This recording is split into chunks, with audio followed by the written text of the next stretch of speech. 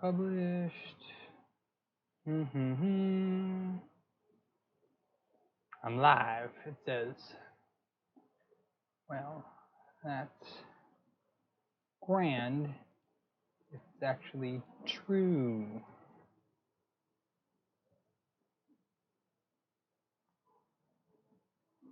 Studio. See if anybody comes in. I was hoping this is public. Let's do YouTube Studio.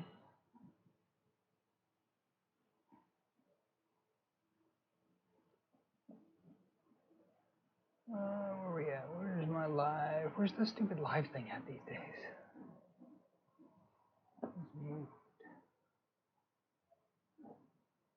Clear Studio Classic. Skip. Oh, I am live. Sweet. 3D Printing Viking, how you doing? Hey, can you give me an audio check, please? Let me know if this is coming across okay.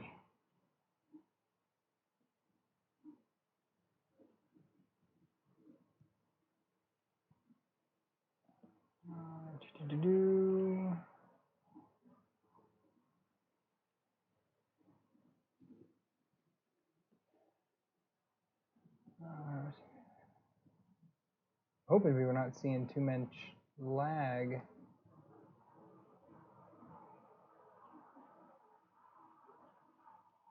Analytics, I don't know. Everything looks good on my end. Audio is good, sweet. With 30 FPS, 2 megs on the upload, so I'm guessing this is good. We'll give it just a minute. Hello, hello, hello. Close out of this now. I had to redo a little bit of my laptop here recently because it was BSODing. Lost all my settings, so redoing it all from scratch is not great.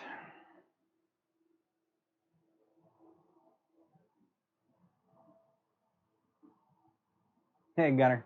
Yeah, a little shortened up here. Beard's all trimmed up from No Shade November. Had a fun beard for November, but I didn't record at all in that month. But today we're going to get started because I don't know how long this is going to take. This is kind of a more full build. This is the Sapphire Pro from Two Trees. This was sent to me by Banggood about 2 or 3 weeks ago. I just really haven't been creating content much lately. This week alone has been quite the week for me, so I'm kind of glad I'm even doing this much right now. So yeah, I'm going to get out a knife and we're going to cut this open and we're going to go and get started. If audio, video, anything cuts out, just give me a holler and I'll try to keep an eye here on the stream. I'm going to switch to here. Zoomed out as much as I can be, so yeah. So Banggood actually sent me an email, or actually contacted me on Skype, was like, hey, we haven't heard you in a while. Do you still want to do some stuff? And I was like, well, yeah, sure. But you haven't responded to any of my last emails. Apparently, again, the reps at these online retailers change over so much. It's just absolutely insane. So they didn't even know that I was participating with them because that the rep didn't tell them, and I guess they don't have a database for this stuff or anything like that. All right, so again, this is the Sapphire Pro. We'll see how pro it actually is. So this is the upgraded version. This one has linear rails, where the other one is running on pulleys. So right on top, we've got a book for our instruction manual in color. That's not too bad there. Seems like an easy build, honestly, because the cabinet, the main portion, is there. I do know some people had trouble with this top plate, so this is just the gantry alone. Again, all linear rails. Take a look on here. So the X and 2 Y rails, all linear rails there. Some people, this was bowed, I think, for them or something, so that was no bueno. Set that down. Lots of baggies. So we've got our extruder here, which is their own custom extruder. Kind of looks like or I should say hot end, I'm sorry. It kind of looks like the same one that HE3D is using, which is basically a chunk of aluminum And then the rest of the nozzle, we've got a G2 belt, some rubber feet. Oh, everything's actually labeled rubber feet. This is the Z-axis end stop that's going to go on. Here is a filament holder, which is maybe 3 inches long. That's not really going to fit many spools, but okay. Filament sensors. There's a runout sensor in this. That's cool. And then an automatic sensor, which I probably won't use. I don't really like these sensors that you snip onto the front of or onto the nozzle. I prefer manual leveling. It's easier that way. Screws. So there's a bunch of screws in here. Okay, here we have it's their clone BMG extruder. I'm saying clone because I highly doubt that they're paying for an original one. Here we have Bowden tube, micro SD card, USB drive, adapter, screwdriver, some Allen wrenches, Bowden, all kinds of stuff, extra nozzles in there. We've got the cutest little roll of, looks like a translucent red PLA. It says it is 200 grams on this tiny spool.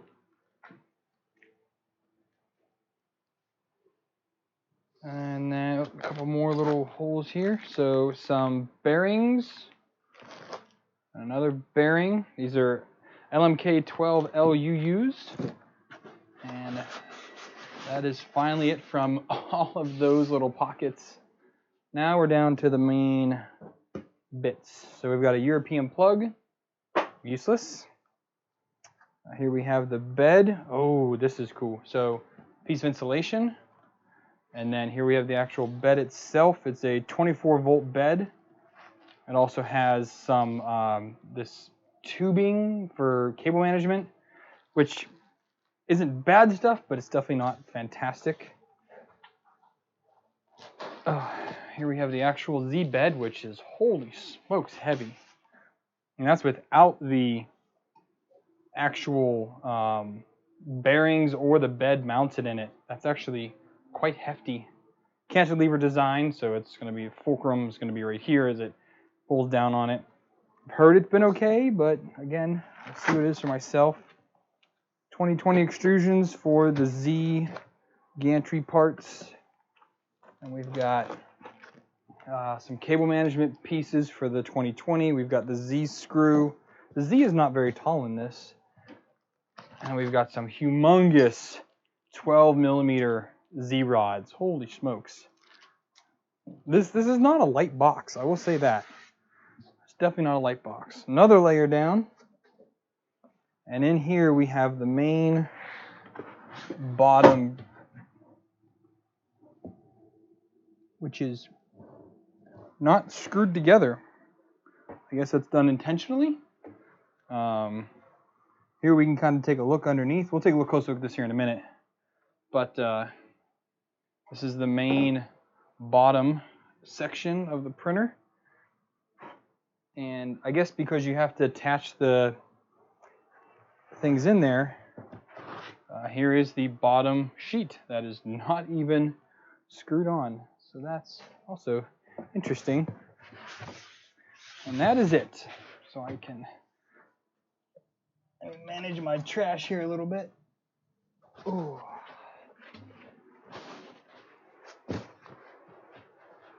No problems with that Z. That's good to know. Who's saying that? Viking, thank you for that. I love when people come in and let me know their experience with some of these printers, because I'm not the first one to get this, obviously. It takes me forever to get stuff anyways.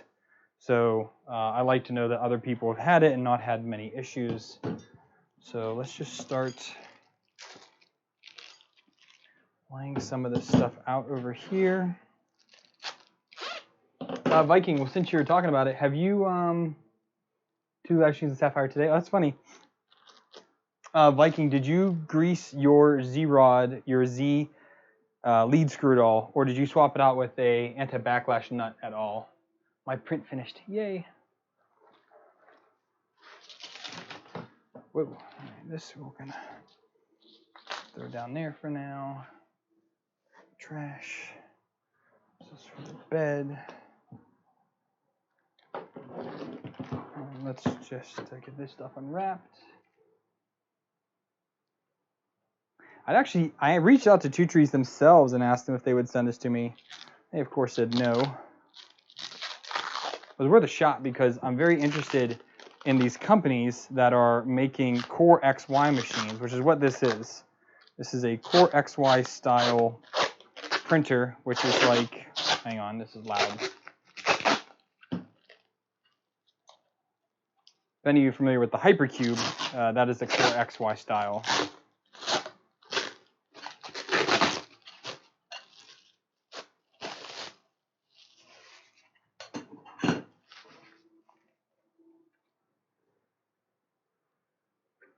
So mass-produced ones interest me.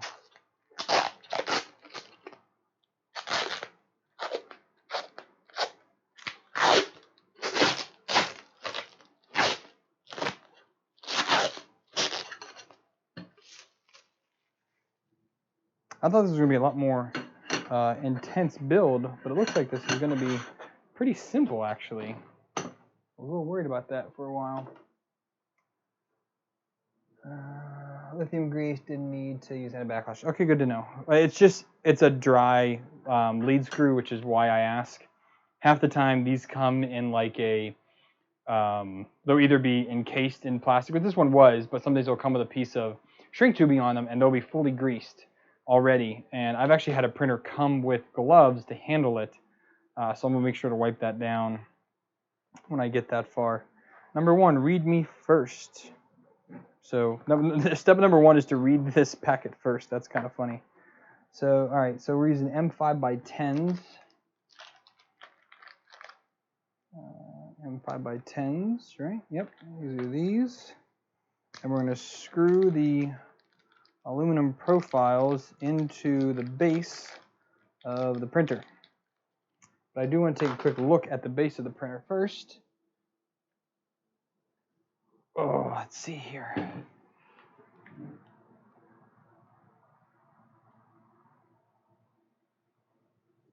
That focus enough? Right there. So we've got a little 40 millimeter fan blowing here on the drivers. We've got X, Y, Z, and E, and then E1. So this is a Maker Base Robin Nano version 1.2. So you do have a space for a second extruder. This does use this ribbon cable, which I personally don't like because you're stuck with this exact screen. That's just personally, I'm not a fan of it. It takes micro SD. Also have a USB port here. You have to wire everything in, which I guess is why they left this off, so it's easier to wire it in. It's interesting that they don't make like a quick connector like somewhere here, somewhere on here that you can just kind of plug everything in. This is set for 230, so I'm going to change that now while I'm in here to 115. We also have some cables here bundled we'll have to take apart, so these are going to be to run all of our motors in the system. Looks like both of these fans are running straight off the power supply, so your intake fan right here and the fan blowing on your stepper drivers is going to be on all the time. Let me see if they do address the inside here or not at a later point. Not really, so I'm going to go ahead and while I have this up and out, I did see some, where did I put them at? There's some heat sinks in here. So the X and Y are TMC 2208s, which are fantastic drivers. And they have two, wow, look at these heat sinks. Hang on a second. Here's the 2208 heat sink. Okay, and then here is the A4988 heat sink. They are insanely different, absolutely insanely. These are huge heat sinks. That's just crazy talk. So I'm going to put the A4988s on. So again, that's the Z and the E, which you don't need to put anything more on because they don't move. Well, your E moves obviously a lot, but it's not very fast. You're not extruding super duper fast. So that one, and then the other one. The way I install these is that the air can pass over through these the easiest. So I put them in line with wherever the fan is. I don't want to do it the other way. This way allows more air to go through each of these fins. 22/8s do get hot. I've had argued with people about that. Maybe it's just because I push my system so hard compared to other people. But again, these also run in line with the airflow to go in all of these different fins and provide optimal cooling. But 22/8s run hot when you run your printer fast, especially 80, 100 millimeters a second. If these heat sinks work well, I'm going to have to order some because that is how big those are. They're as big as the doggone driver. All right, so there's that. Let me get back out here. All right, so now we're going to go ahead and install these 4 towers, and the holes, I'm assuming, go up top so that can attach to it.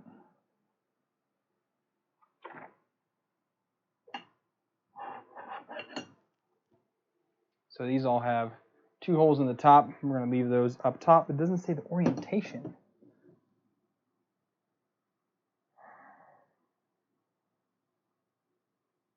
Where's the orientation at? Are they from the side or are they from front and back? Or do they go on the, oh, they do go on the bottom. Oh, no, I see now. They do go on the bottom. That way. Okay, that makes more sense now.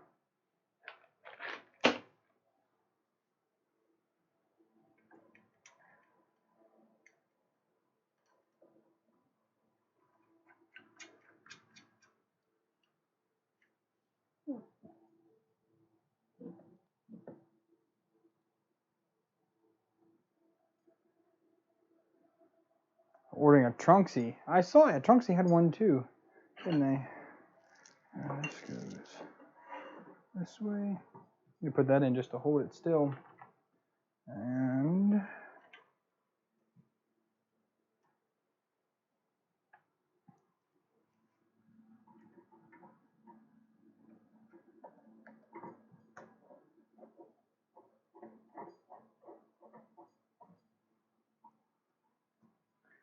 2 down.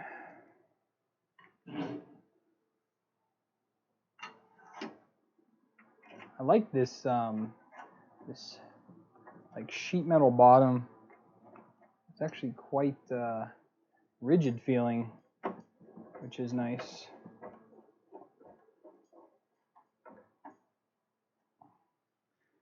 And the last one.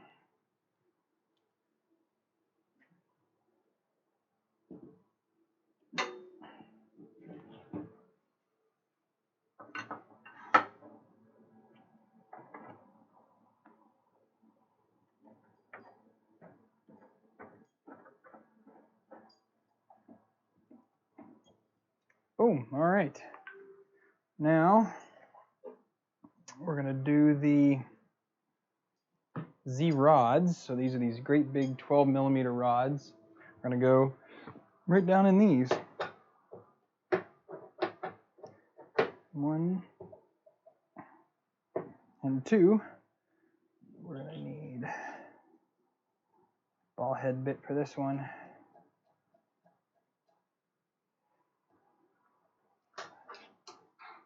Probably tighten these down with an Allen wrench just because the Allen wrench gives you a little more leverage, but that ball head bit helps you get at it at a weird angle.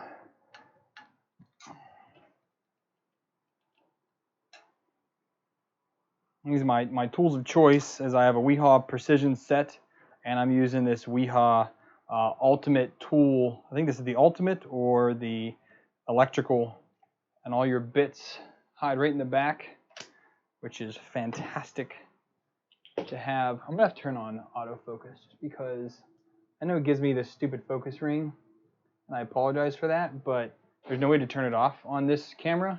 and I'm afraid I'm going to be out of focus too much. But those are in there securely.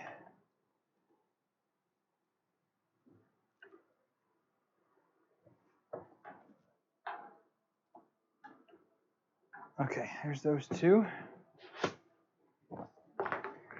And then we're going to do the lead screw, which I'm going to have to loosen this up because it is not, it doesn't look like it's leaving enough space for the lead screw. We're going to do that for now. And this is a solid coupler, so we're going to hope that number one, this lead screw is straight, and number two,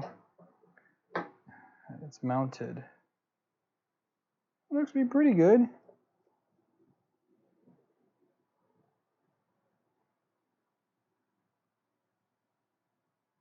It's not bad at all, actually. I always get worried about solid couplers.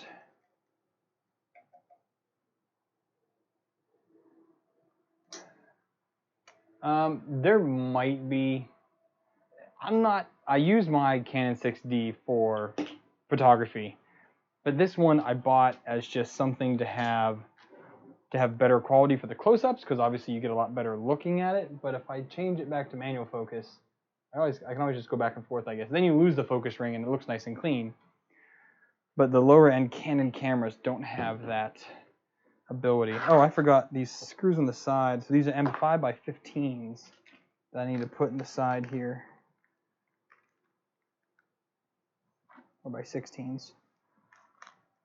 Well, they say by 15, but there's only by 16s in here. So we're going to use these, I guess. 2, 4, 6, 8, 9 of them. And I did not charge up my electric drill, so we're going to do this all by hand.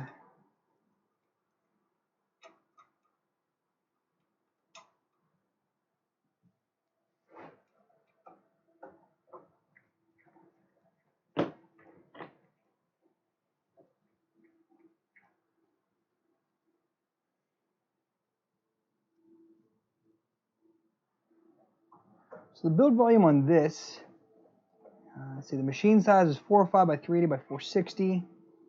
Max print size 235 by 235 by 235. So not bad. I kind of wish the Z was closer to that 300 mark, or at least about 280, because the Ender 3 is what, 235 by 235 by 280, I think it is. I put this one in wrong, of course.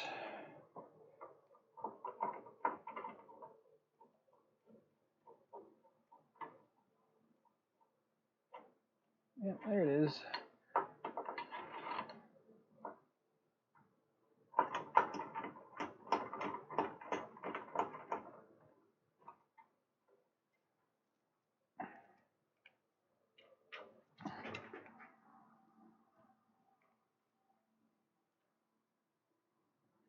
A lot of new people.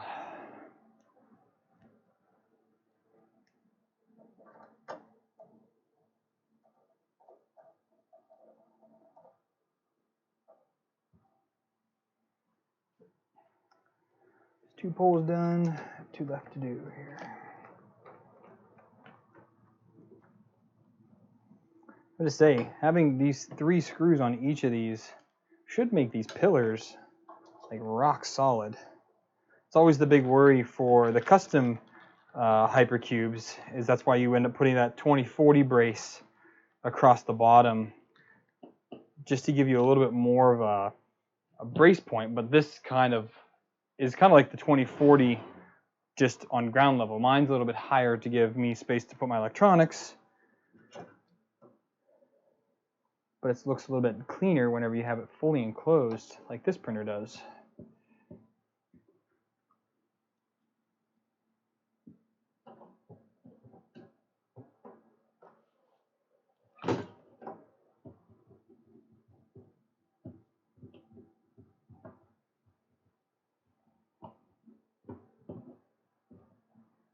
All right, That's all of those that I forgot, of course.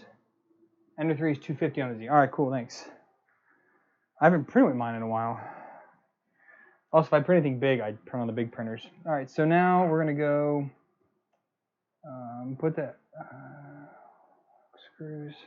So now we're gonna get out our Z bed here.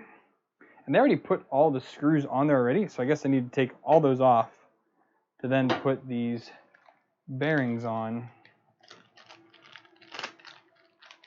I'll give them an A for labeling things because one of the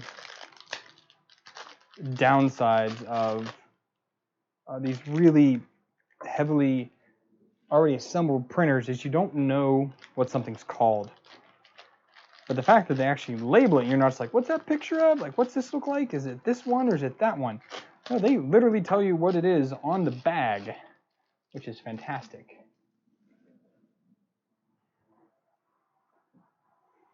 All right, so we have to remove all of these screws, which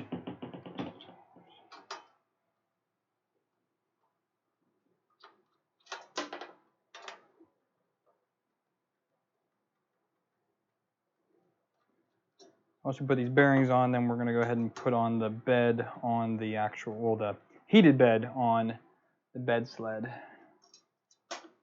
or bed carriage, whatever you want to call it.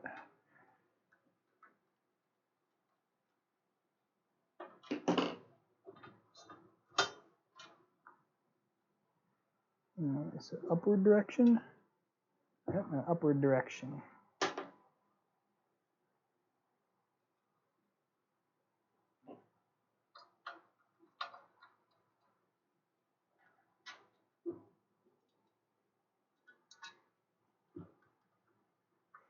So is everybody ready for Christmas? You guys get your printers and filament bought for your loved ones?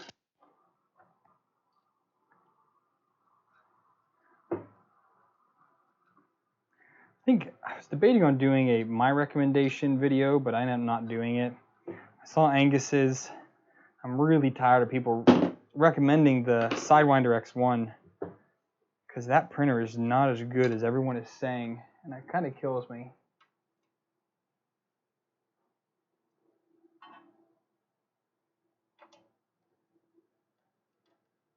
I'm hoping they fix, since I saw CNC Kitchens, he's the one that had the issues with the bent top plate that goes on here, where and then he was having some binding issues as well.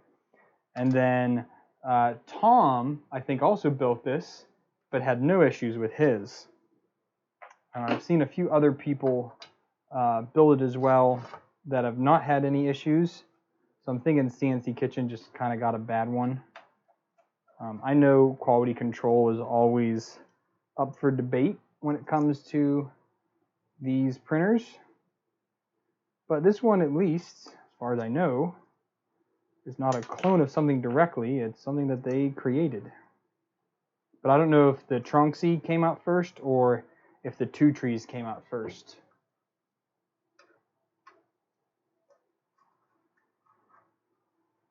I've done all my shopping. We order all our stuff online. And it is all already here. So there is our bed. It's just so weird that this like lip comes up that way. Okay, so I need to go ahead and install the bed and the bed springs. So there's the bed. We have a heated bed kit with some very small thumb wheels, but at least it has thumb wheels, I guess, right? Timber, gosh dang it, where'd that go? Oh, I found it. Okay, so I guess I should put on take this off first. Let's get these cables untangled. So here's our heated bed. Before I do that, I'm going to put the insulation on the bottom. Does it tell me to do that?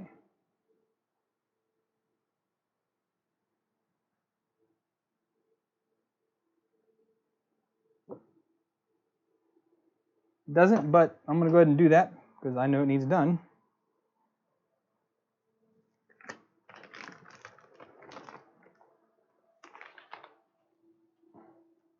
I do like how it came with it. Pre-installed would have been nice, but hey, can't ask for everything, right? It's also not big enough, but hey, the core space here, the core center is going to be covered with that. So that being said, set that aside and get these in. So we got a screw, humongous spring.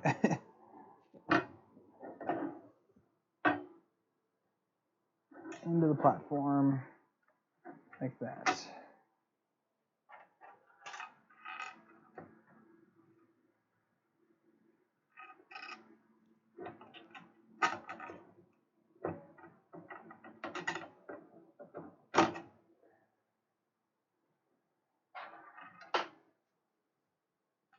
Did I really just drop that down that hole?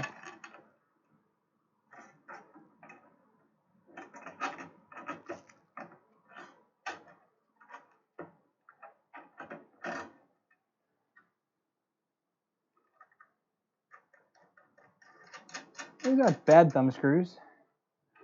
Definitely have had worse and seen better though.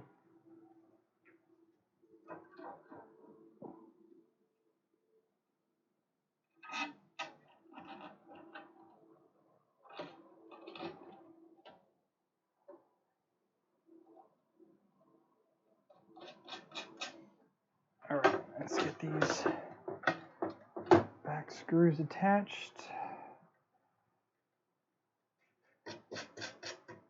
Just snugging them up, not making them too tight. I don't need to compress the springs at all yet until I know what my Z looks like. I'm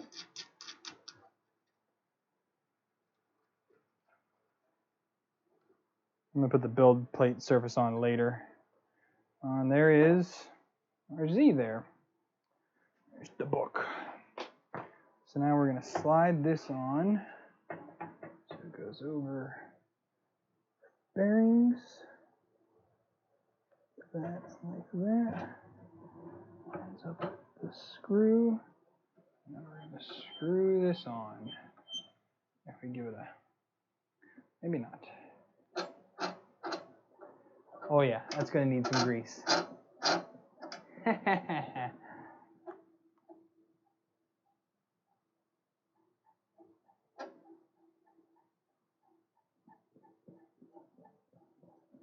Oh, interesting. Okay. That table's wiggling here. All right, so now we need to get out our Z-axis end stop, which is, I said optical, but it's not optical. It is definitely a physical switch. Huh. I like the little protective cap that comes with these side cutters. And they want it on what side now? Man, this is a cheap little cabling here. On the left side, which is where the grommet is at. So just kinda... All right, now it looks it's going to key off of the. It's going to key off the top of the bearing. I'm just going to let that float for now.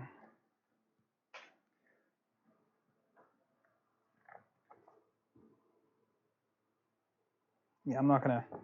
All right, now we're going to get this top piece. And the motors, like in true Core XY, are going to go in the front. Like that. But we need to line up our Z bearings. That one, that one. There we go. And now we need to use some more screws that I don't know where I put them at.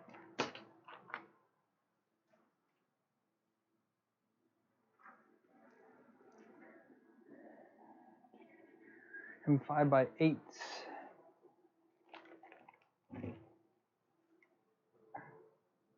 underneath here? Nope.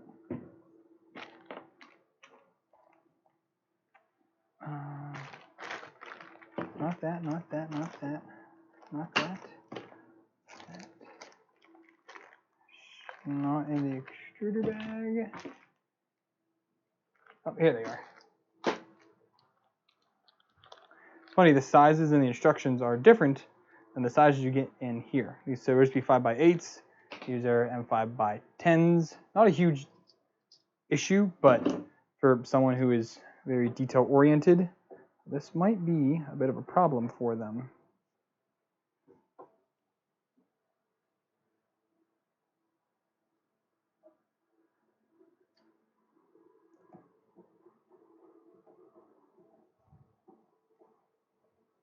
Guessing they changed the size somewhere along the revision process.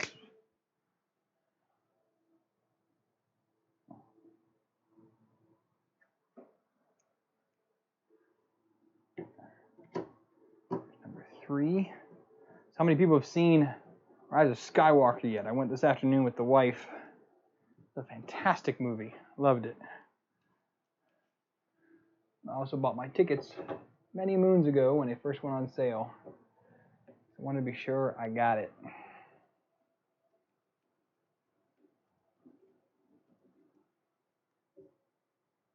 Well, Bob's your uncle. We got a printer. Beginnings of one. I'm going to take off. Look at our cabling is stashed and our linear rails are protected by this plastic saran wrap. So we're going to get all this off now. And they are greased. So those are greasy.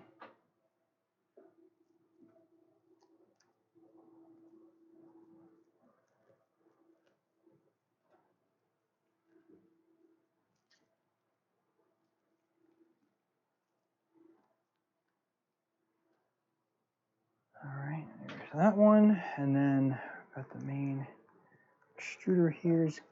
Well, this is just the extruder carriage. That is also fully covered.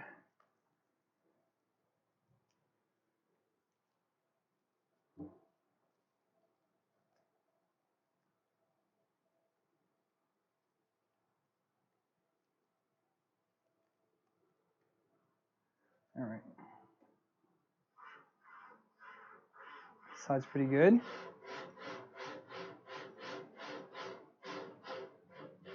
The flick, it moves. No binding anywhere. On the X or the Y, we've got our end stop there and end stop in the back. Fantastic. That's all good. Hey, Kit. All right, so next we're going to install the extruder onto the carriage here. And it looks like the 3 screws are included on the back already. So we're going to turn this so I can see what I'm doing. You guys, it's hard for you to see, but right here on the back is where those screws are.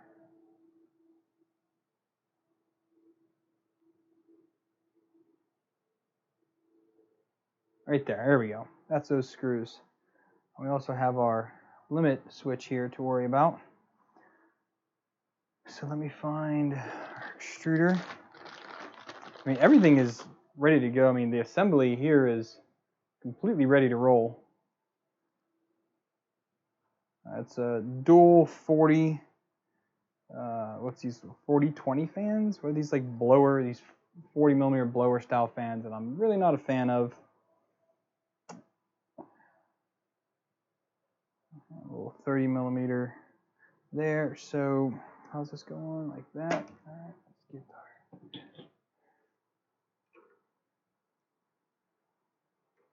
our one. Oh shoot. Ugh.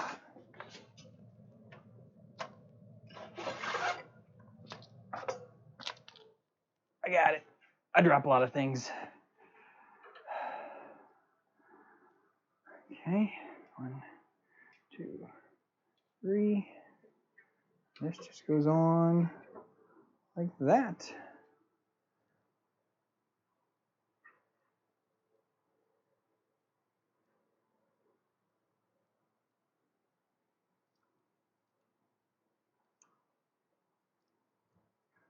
Anodizing, block these holes just a smidge.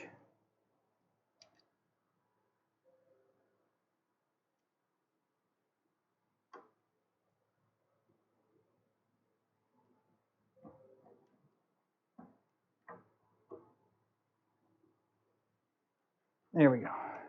Got to get one started.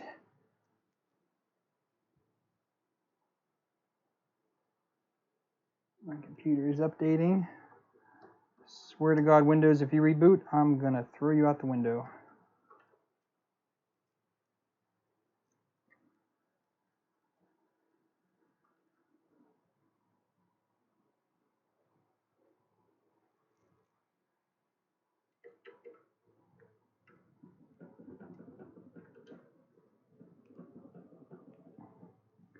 All right.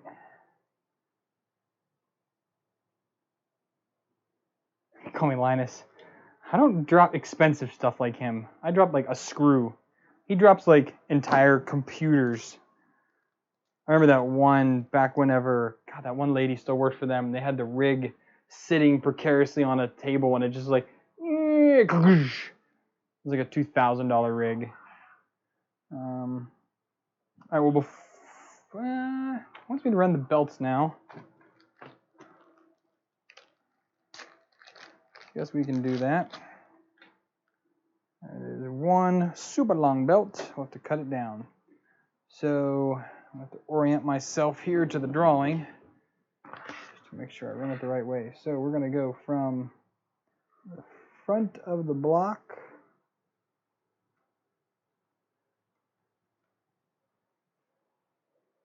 this way, and then around the motor here, and then taking the low road around,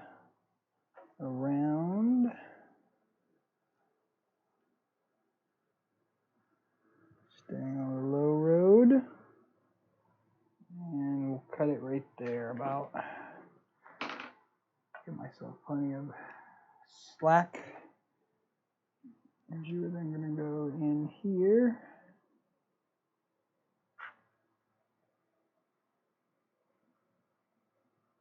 Very good drawing. I'll give them that too. Awesome drawing, honestly.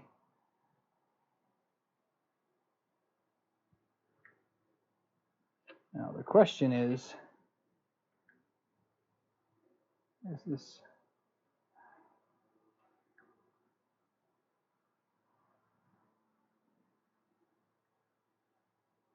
How am I supposed to attach that without it interfering?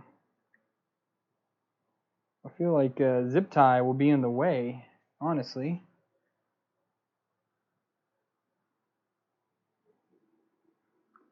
Do you have that issue? Viking, you still there? For the belt, I'm a little worried that it's going to get in the way. You can see here's the belt, okay, and then the idler bearing is right here. And if you zip tie that down,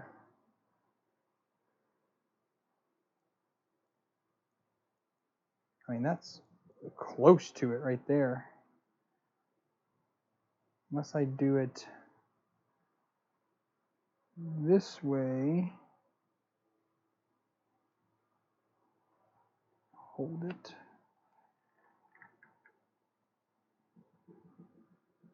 You can do it that way, right? Advantage of a Core Y over Cartesian. So Core XY gives you the ability to run faster X and Y. It also gives you the ability of having a lighter driven. The forces are easier. The way that the belts move across, it's easier to pull something one way or the other the way that the motors are oriented than versus a regular Cartesian style. Also allows you to have a super duper lightweight head I mean, you can do that with a Cartesian, but you have the weight of the z-axis that is also on that same x-axis, where here you don't. The z is independent right here, where this is only running x and y, and it's very, very lightweight.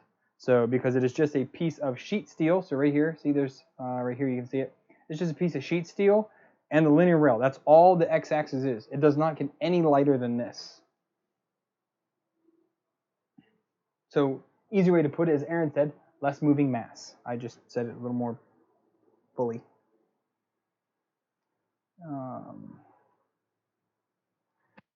I'm kind of wondering if I do it that way.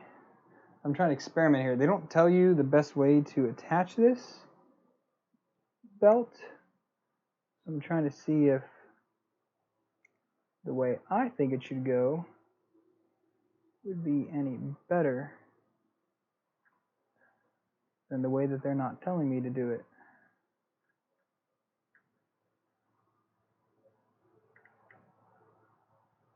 I run the belt like that and clip it. Probably have to go on the inside though, I think. Yeah, that's gonna run right in the way. So that's a dumb way to do it, Shane.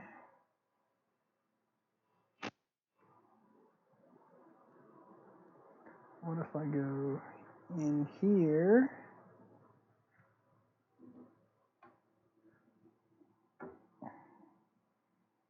And then I need slack.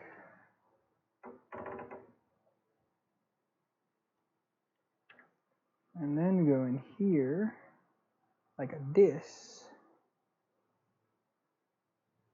Then we pull. So I'm doing a little bit of experimenting here. Like I said, I'm not sure.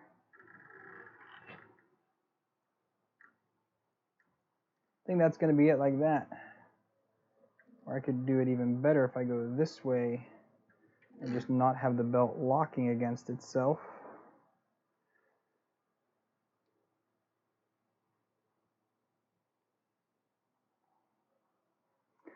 This other way is just prone for the belt to slip out. But your belt shouldn't be that tight anyways, so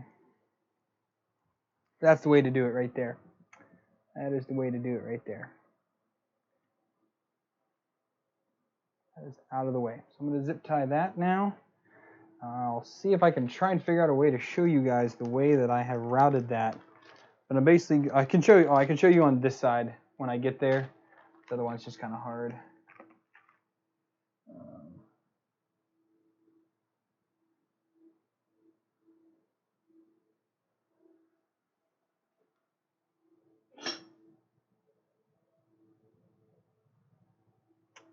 Is it secure?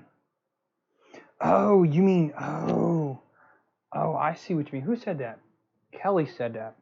Hold on, Kelly. You might just be a genius. I still need zip ties, but because that is on the bottom, this one will be on the top.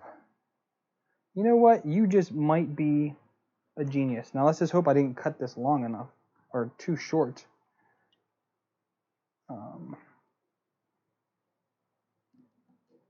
Because I still need to zip tie it.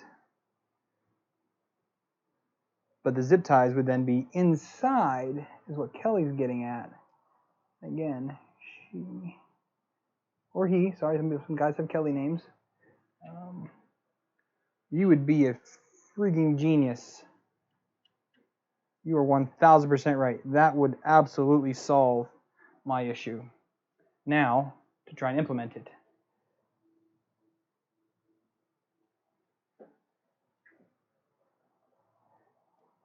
So let's take that out of the way. I think I cut enough. I mean, I cut myself a good 6 inches extra.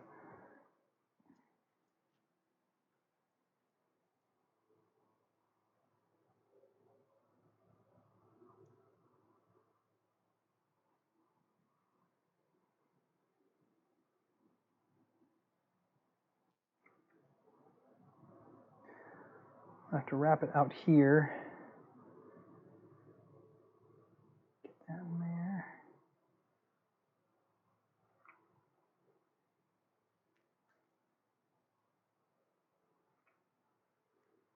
Yeah, so if you can see here, I'm wrapping it on this side here like this.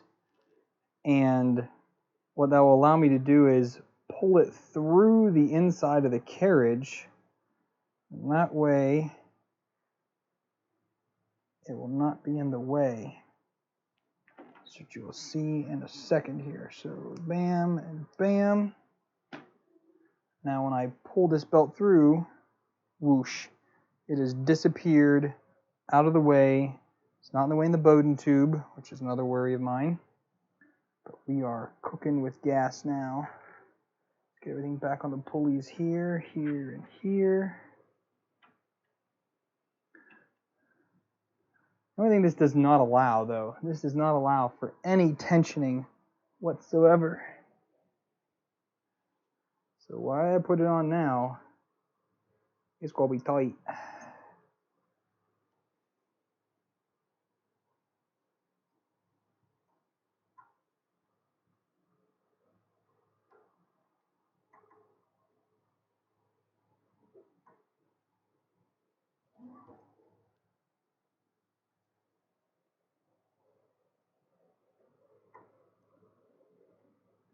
Test it out now. Boom, that hits without any problem there now. That's fantastic. No, that's great, Kelly. I don't actually have that issue with the Hypercube because I'm using a belt tensioner system on that one, and they're put straight in and they're clamped. This one doesn't have that ability, so I need a couple more zip ties, which those are just tails. No, thank you for that idea. That was a fantastic idea. I'll clip this tail down in a minute.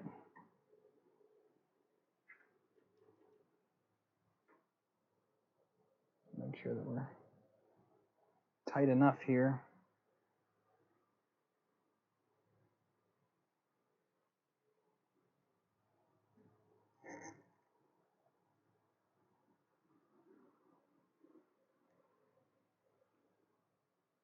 One and two.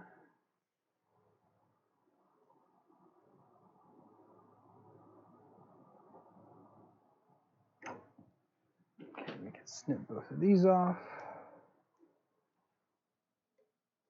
And then we'll trim this belt down a smidge. Is this gonna get down there? Actually, I have enough. I should do the same thing on that side too. Yeah, I'll do it on the front as well because I'm running the same issue on the front. I have a little less space there. It's gonna be a little bit harder to get them secure. But hey.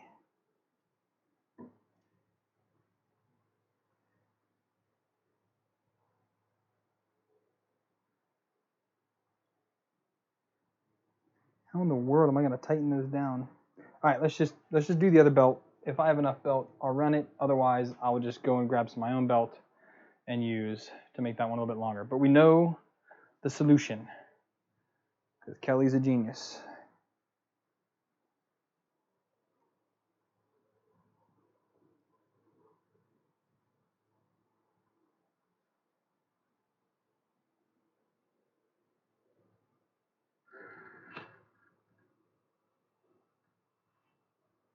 We're gonna be up top, so gotta do like this here.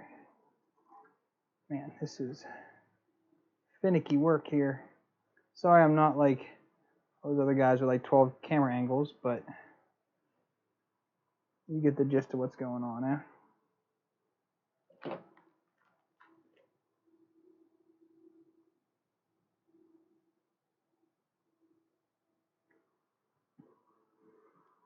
Of course, Thingiverse to the rescue. Wouldn't it have it to be that?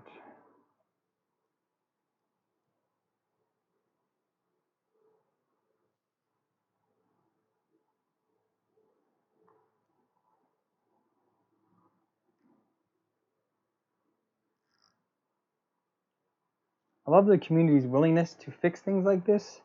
I just hate that the community has to fix things like this. because it was not a thought when this was being designed. This probably was designed by people that don't 3D print at all.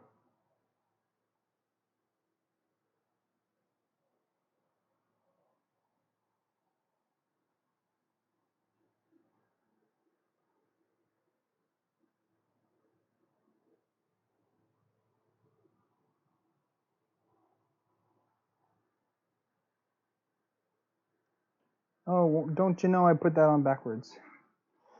Son of a gun. All right, this is finicky work here.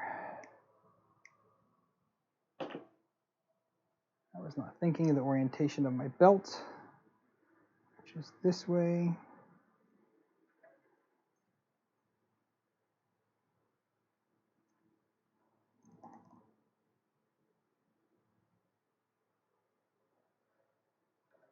So now I have to reattach these now with an enclosure. Isn't this the one printer that they make an enclosure for as like an optional purchase? Might be thinking of a different printer, but I could have swore it was this one.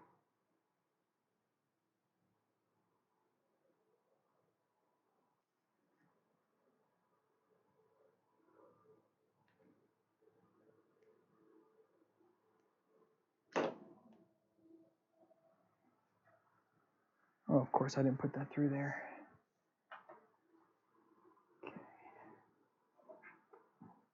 Oh, doesn't. Derp, that doesn't have a bottom to it. So get that spun around. We got 1,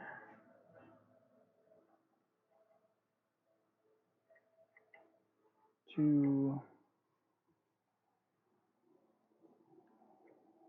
3, 4.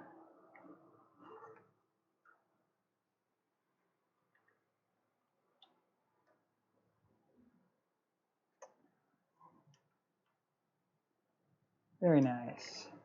Ah, crap.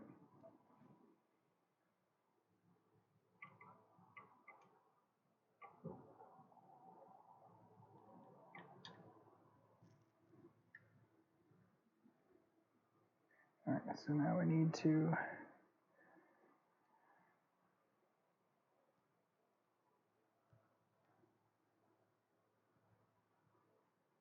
figure out how to tension this belt in here.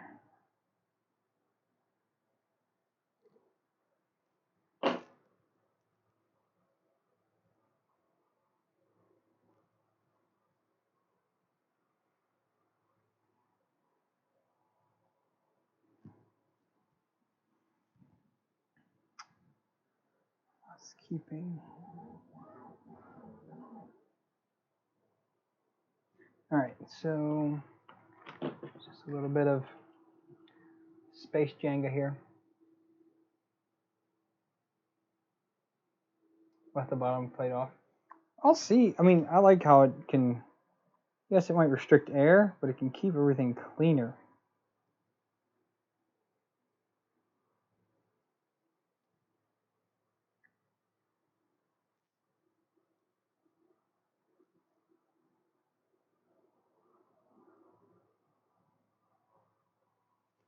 Mm-hmm.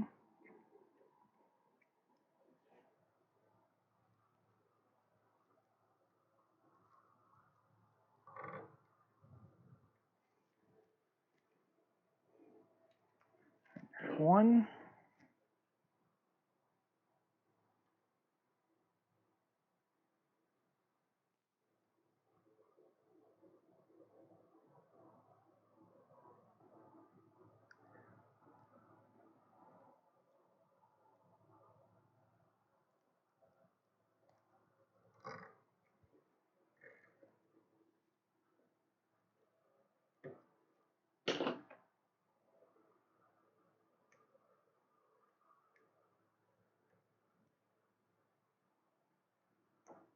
Okay. I'm gonna have to get, I think, something for this other belt.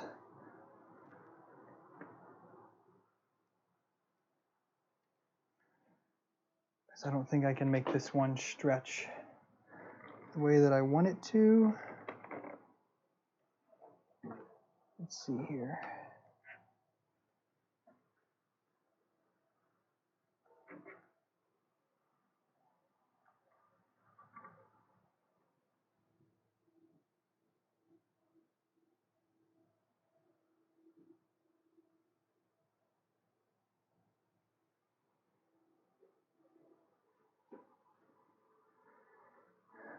Probably could do it, but it's just going to be tight.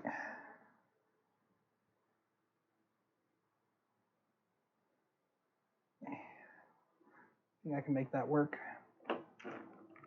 Two more zip ties, please.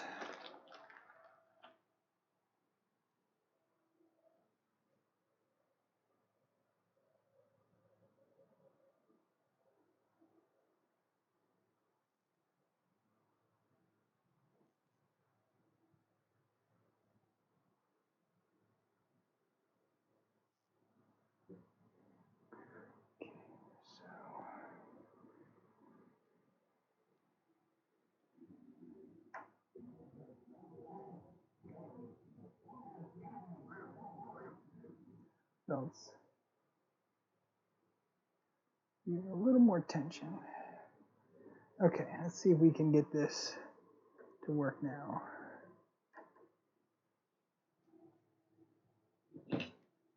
Phillips, flathead.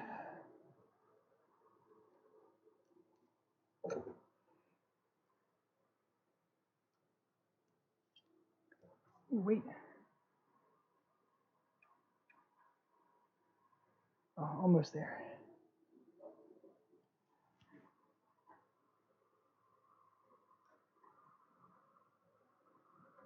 Oh no.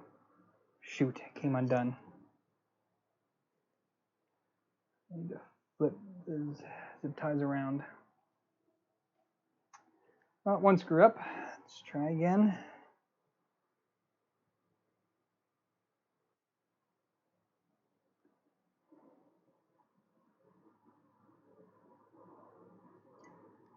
I will win against this. Trust me. I shall emerge victorious.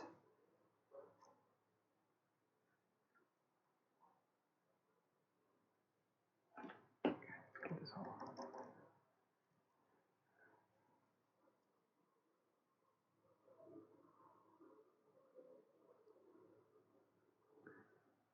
Run all the bearings now.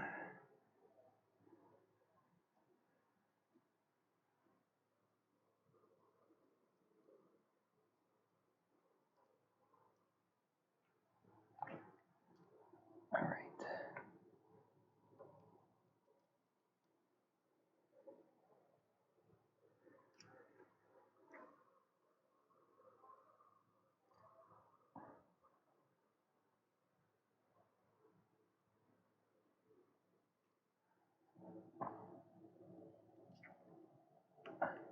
I have no riveting commentary for this because I'm trying to concentrate.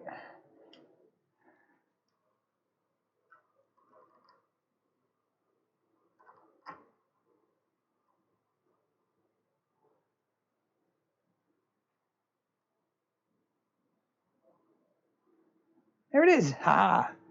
There's one.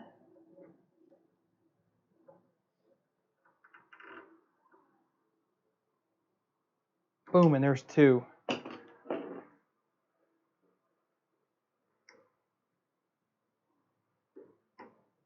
Kelly, you're a genius amongst mortals. Not as tight as I was hoping, but hey, you know what? I think it will do for this. Fantastico. Okay, so now we have the X and Y belt on. They are out of the way. No, that one is not going to work. I just noticed that one's on the PTFE thing. Oh, shoot. That's why that one's not tight.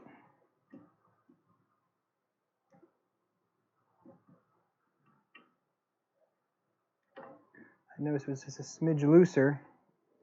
And that could be why.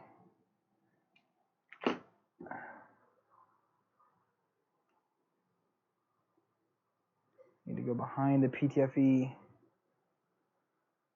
thing. PTFE collet, right?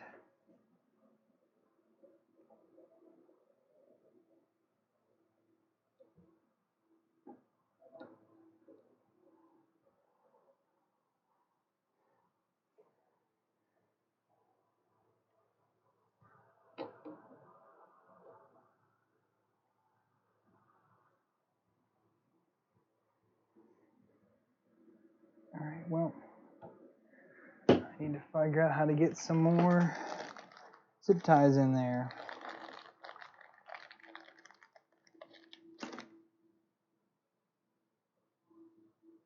It's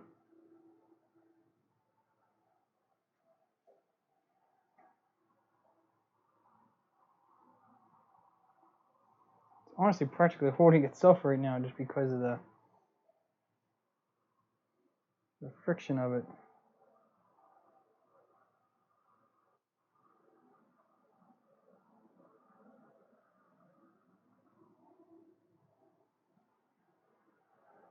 Let's see if I can fish this in there with my odd lighting. I don't have any lighting back here.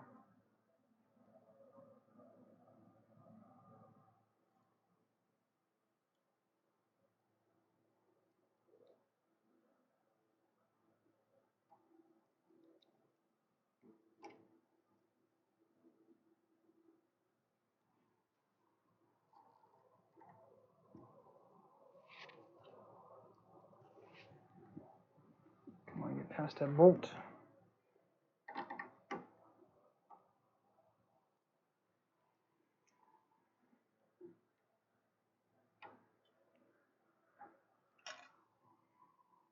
Oh.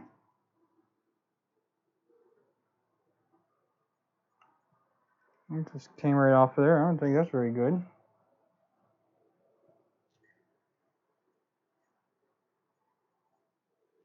Anyways, the first one's on. There's my snips. Snippity snip snips.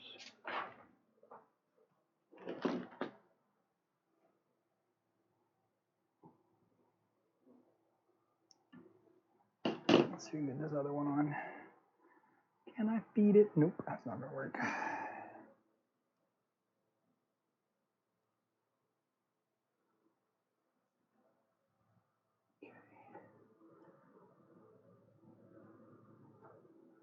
I get this one over that last one because it was not over far enough.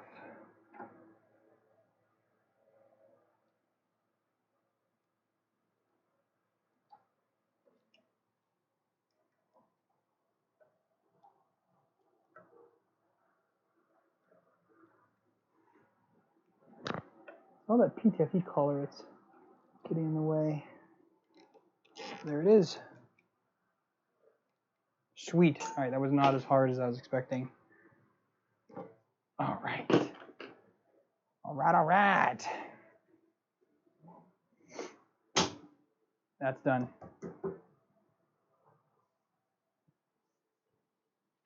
Let me, a little bit of grease on top of this from the plastic wrap. Of course, look at that, I dropped something else again. I have the Linus of 3D printing.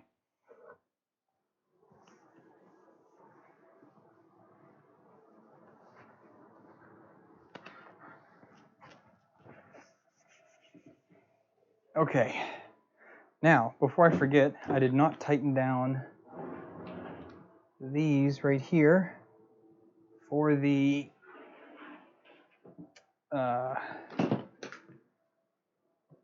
smooth rods.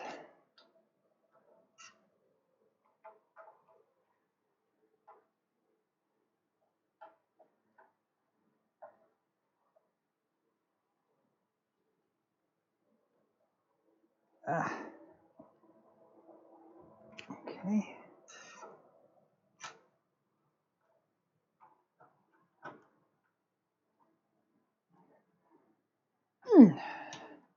All right. So that definitely could use some work by 2 trees. I'll give them that. They could use some work on their carriage design, at least when it comes to the belts. Most definitely. All right, so belts are run. I put on the extruder. They have it on the back left. So right back here is where they put their extruder at, which is in here.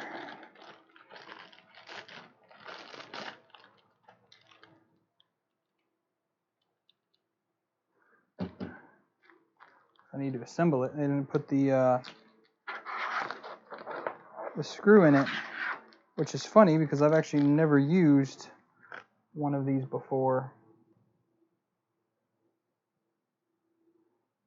So I'm guessing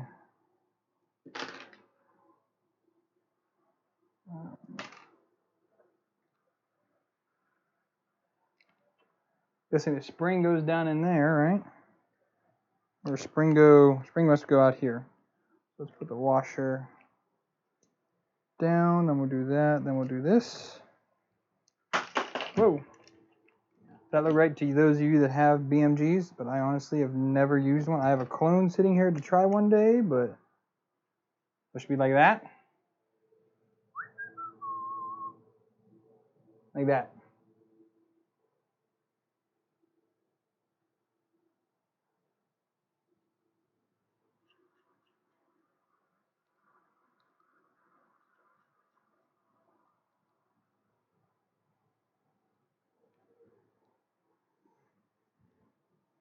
Just seems rather odd.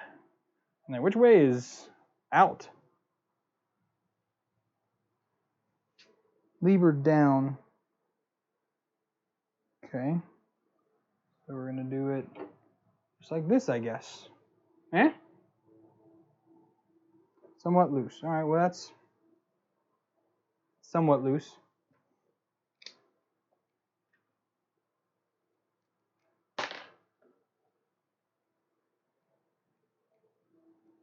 Viking, you put yours on the back, do you put it on the side? I think the back might make better for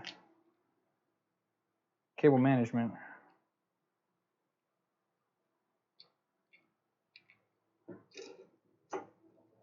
So make it up high there, try to keep that Bowden tube short. The right size.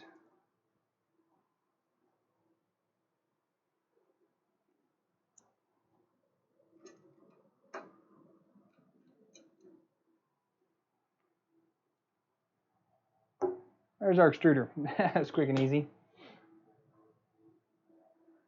And then they had put I guess for the test print, I'm going to go ahead and put on the spool holder, even though I am not going to use it at all probably. I'm going to put it on just so I can complete the test print with this.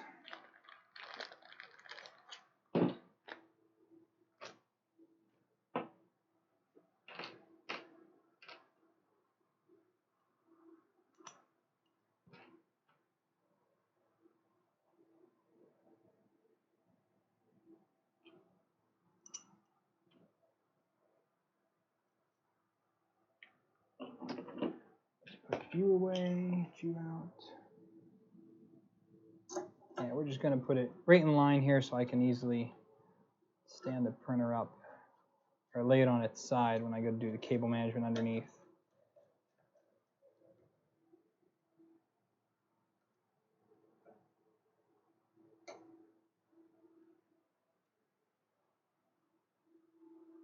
Well, we'll leave it at that for now. But it's good to know that you did move it, so if I tend to do it later, but I try my best to keep as to the build as possible, to not change too much straight out of the gun. I try, but you know how these things go. Where am I at? Oh, directions here.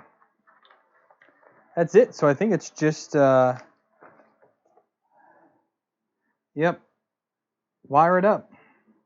So X is front left, Y is front right. So let's get, we're going to put that up there for now.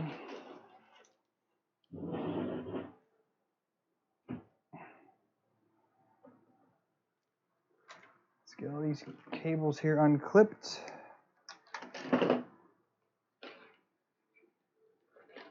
Y is front right, so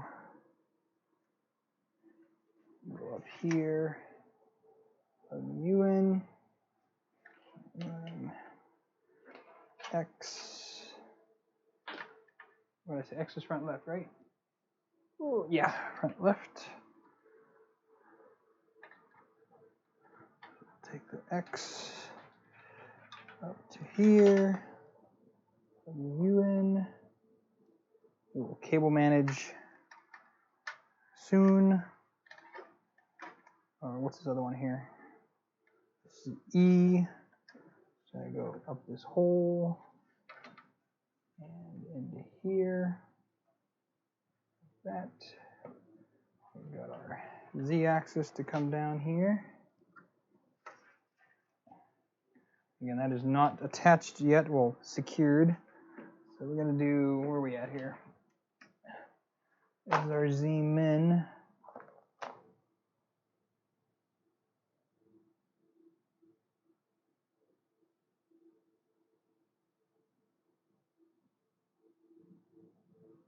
Wow, this does not look correct. Wait, what?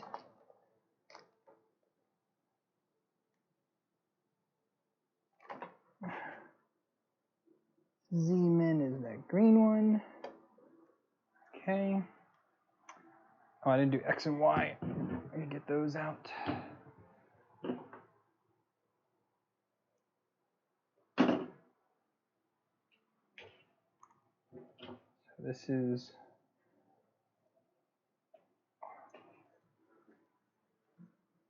Y, maybe? There we go.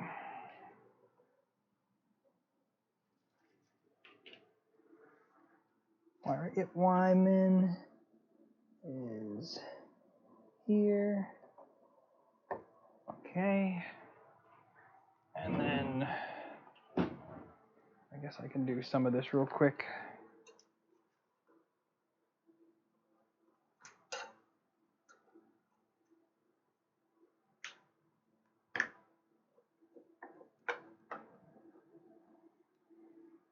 Love these extrusion hider things.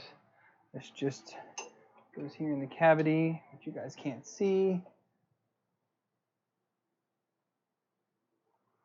So I put the cable in the cavity. And I just run this cap over it here, like that, and push it in. And then boom, that cable is out of sight, out of mind, out of the way.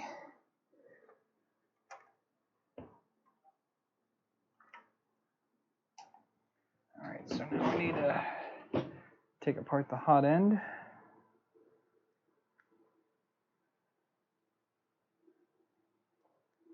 These 12 bundles of cable. This is going to be a little bit fun to try and wire up here. Cable manage. Actually, I'm also going to high weight the extruder cable so that it is also out of sight, out of mind. I'll put you in there with it. I need to reroute that.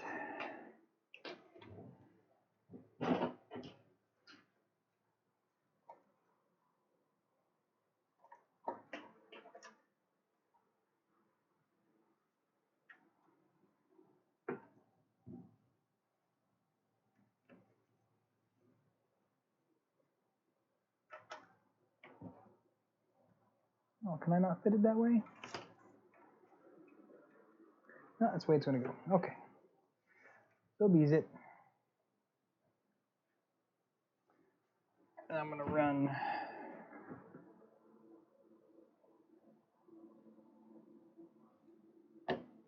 I'm going to hide the Y away with it. Just because I can.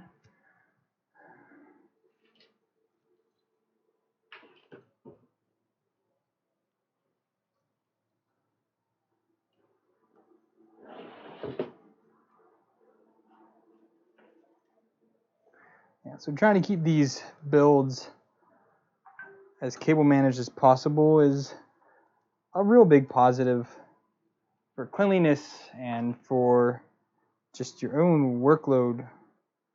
I'll tell you right now, it's hard to try to figure out where a cable is if you don't remember where you put it, or if they're in a giant bundle. But by doing this, not pinching them, Shane,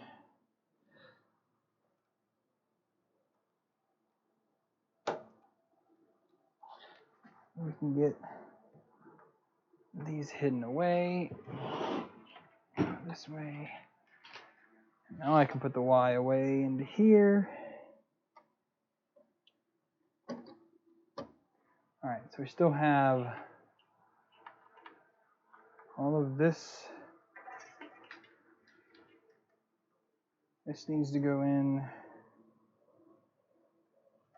So we'll get that terminated here in a minute, and we've got our thermostat for the bed. Got all of these wires. Now that's the question, how are they cable managing that?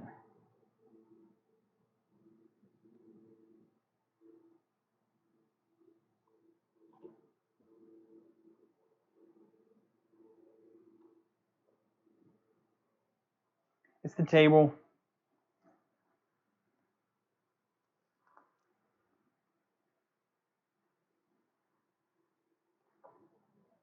They don't really show any pictures of cable managing the bed. But I guess I'm going to do that as a separate run. So those three will stay together. And maybe I'll do that right now, actually. So let's bring this up here.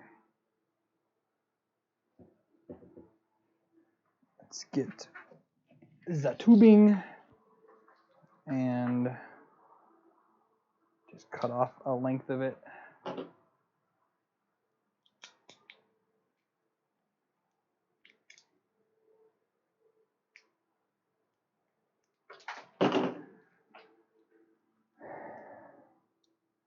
Let's see if we can. I forgot where this Z needs to go.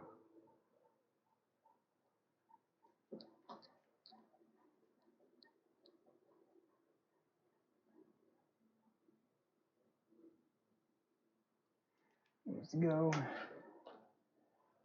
right about there.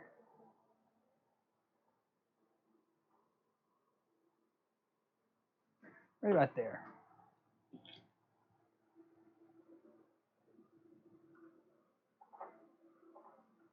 It's too small.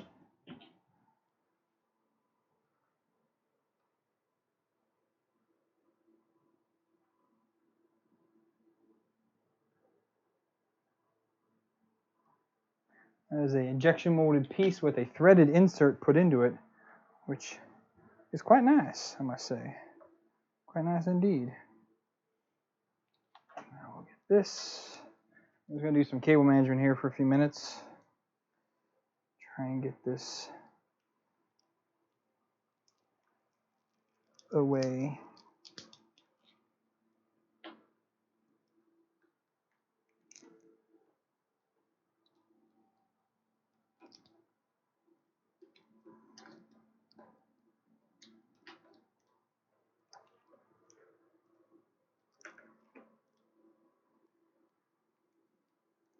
Wish I had some spiral wrap. Don't think I do though.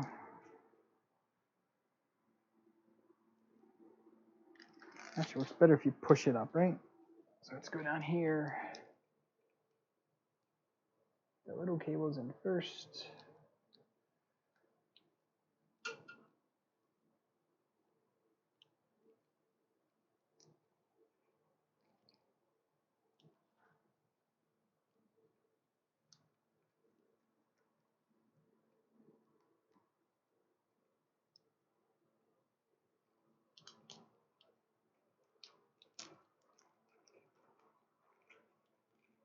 There we go.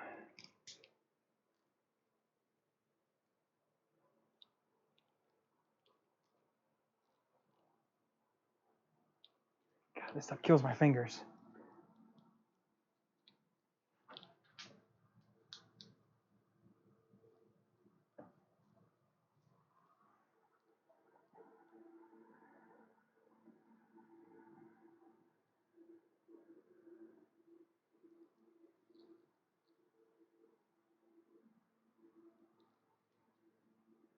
Of course, they're all tangled up now. I hate that I am so anal about this. It drives me crazy. The cables are not managed.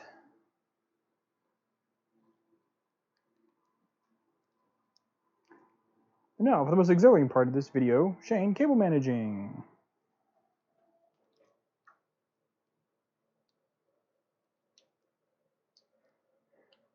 My ANET 8 experience was non-existent because I don't have one, but the Folgertech 2020 i3, the cable managing that thing was an absolute beast. It was rough. Good experience though, but man, it was rough. You should go when you're home.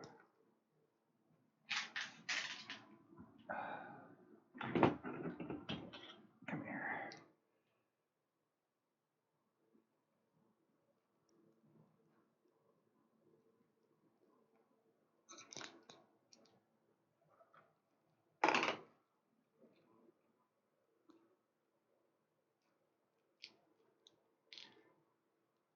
Okay.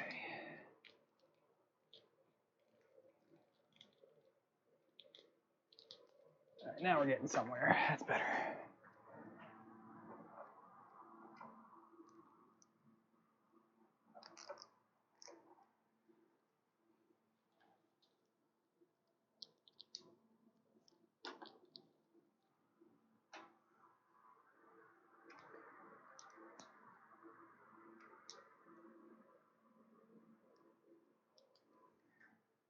A little bit more to do down here.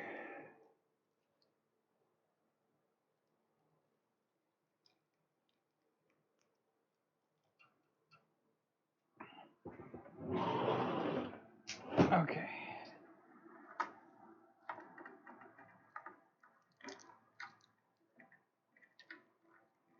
Also, this cabling kind of grosses me out. Kind of reminds me of a centipede.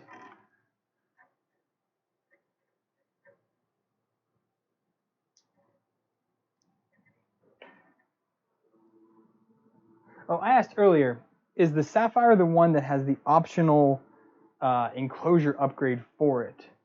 Because there was a printer that did have that. I don't remember what brand it was, and it might have went in the comments and I missed it.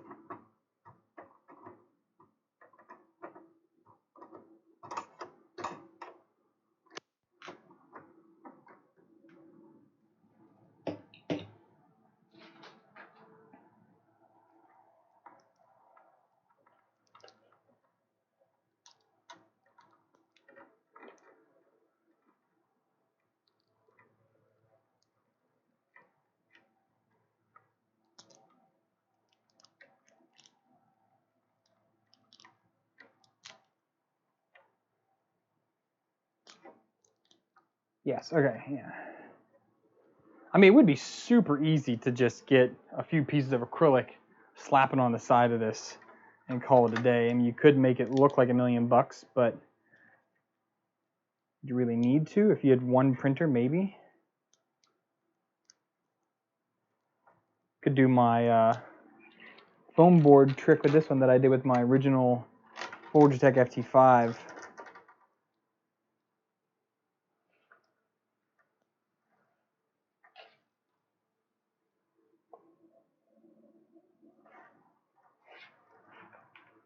I'm gonna put a little bit more in this, and I'm gonna cut it. Actually, I'm gonna cut it off right here.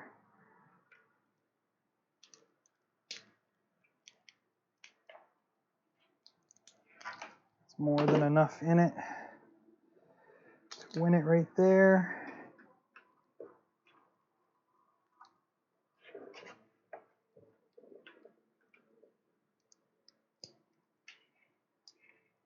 Okay, I'll probably print some kind of attachment thing to hold that in.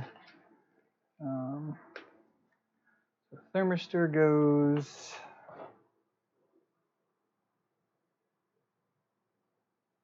Oh, this has a space for a Wi-Fi module. That's what the other random point is.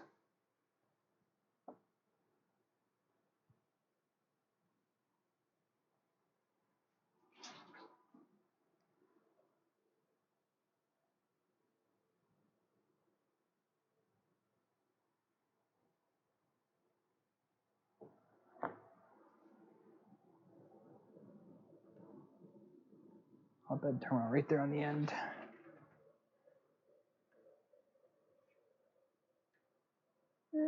There. All right. And then this is our heated bed, which I need a smaller flathead for.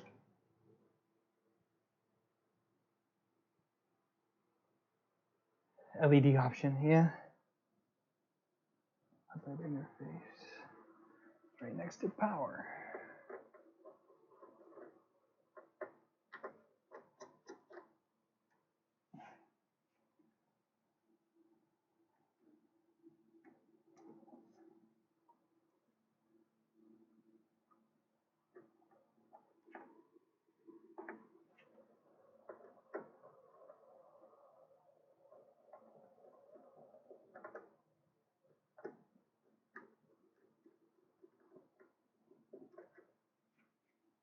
Well, that didn't work at all.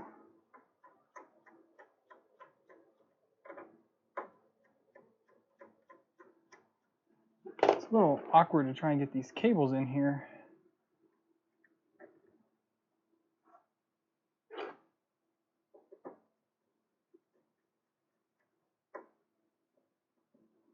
Ah, got it, okay.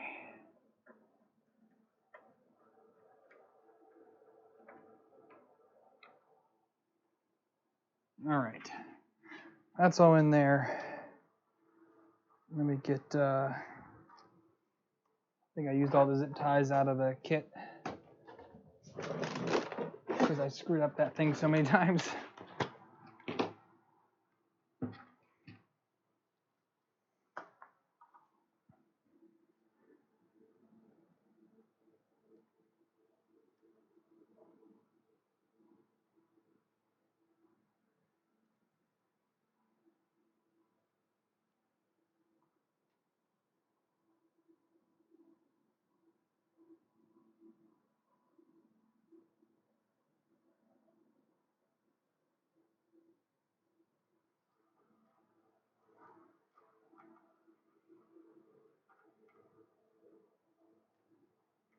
Yes, if you ever come to my house and need a zip tie, I got you covered.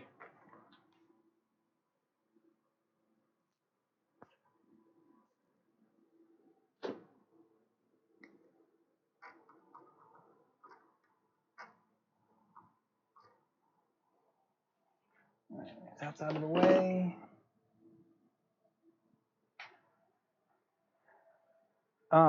This one doesn't have an LED. I mean, is there an LED mod for it? Is that what you're talking about? I mean, I don't really need LEDs on this.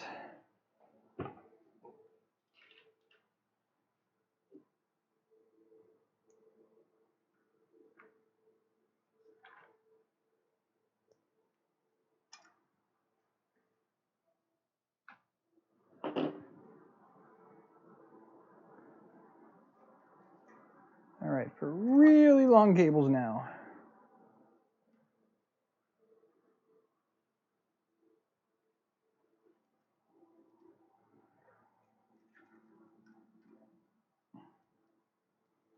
Let's figure out the PTFE tubing.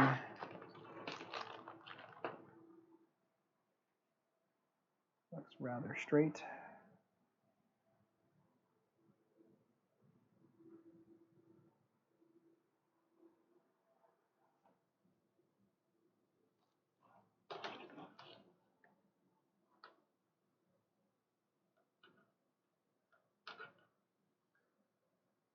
I mean, I don't see anything on the schematic here that talks about an LED.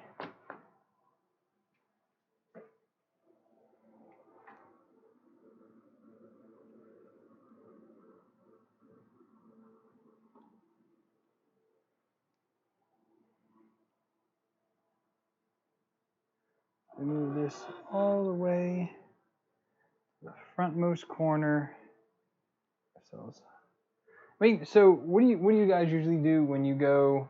Do you usually go up for a high loop, or you go for the absolute bare minimum, which is pretty much would be like that is bare minimum, but that's enough flex in it, right? I guess.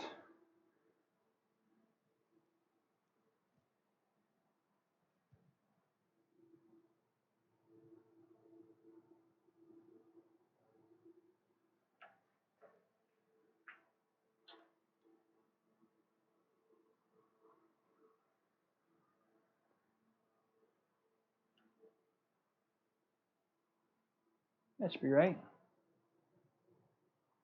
I think that's bare plus a bit, right? Let's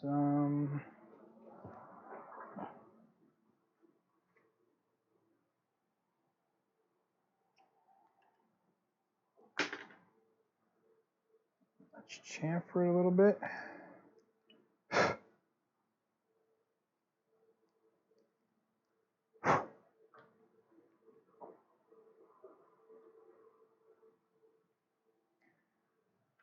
Good enough.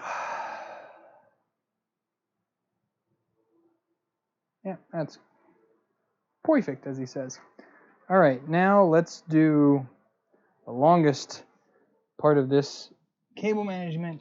It's going to be this whole big shenanigan here.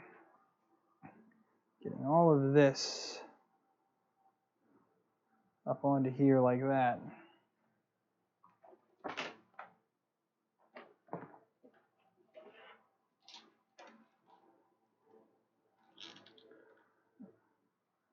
And that tag down the bottom.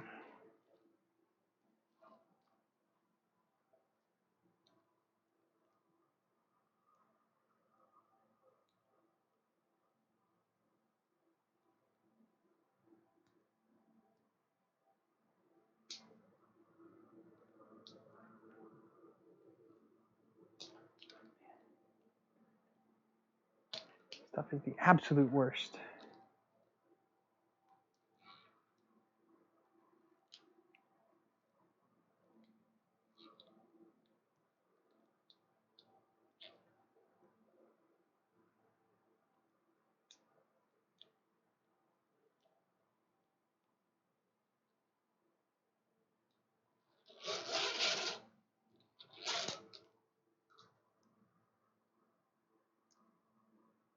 One cable in.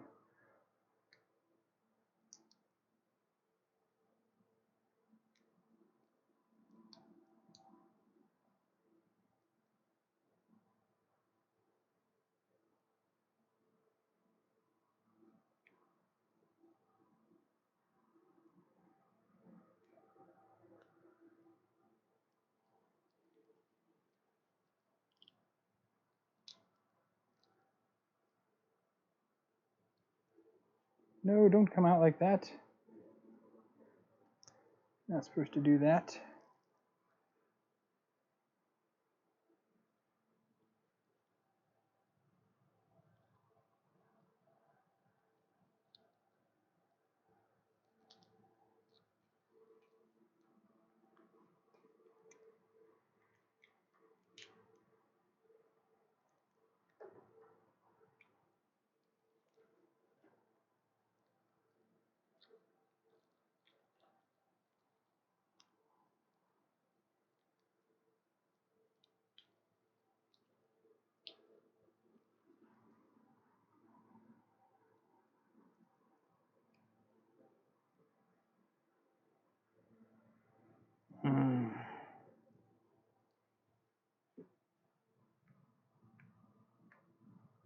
Probably because I'm cable managing and people don't like I have no witty comments for while I'm cable managing. That's all right.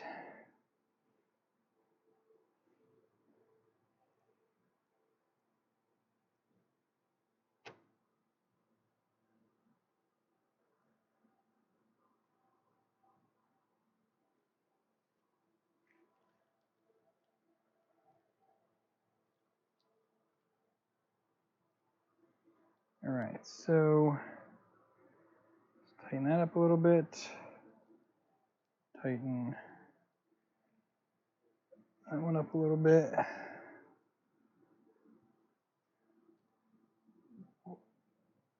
This.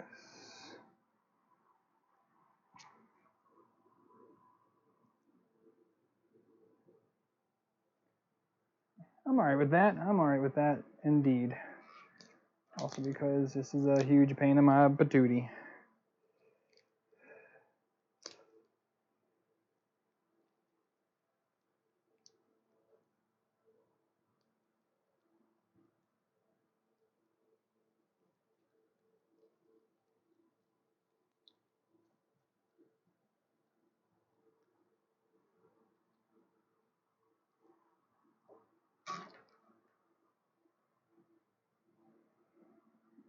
Untangle this. All right, so it looks like we're going to go right to about here for the easy part. What? They moved? Oh my goodness. I will go look in a little bit.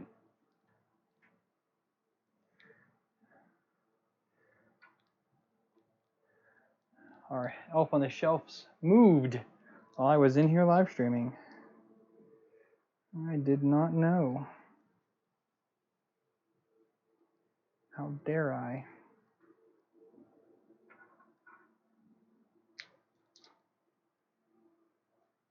Really, this is killing my hands. My goodness.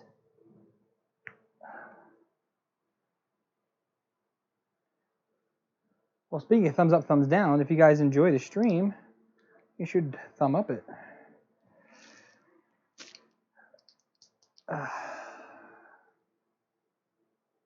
Come on.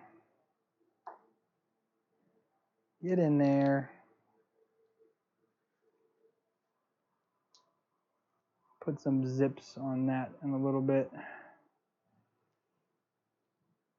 Let's try to get that back inside. Where's that screwdriver at?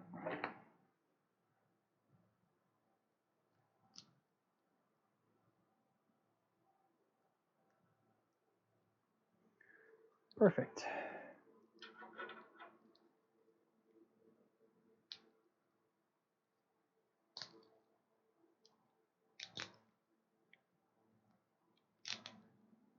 Probably work easier if I use a bigger screwdriver.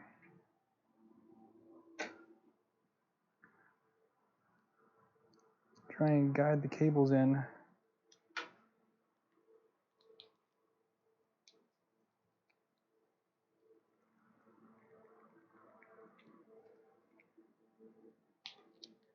Can't make it that easy now, could they? Stupid engineers. Your stupid cabling.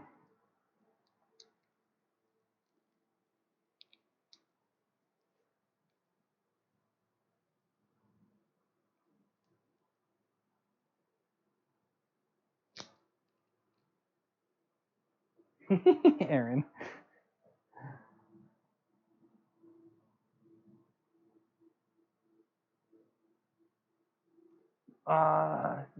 Kelly, can you, I'll approve the link. Can you link that on like Amazon or something?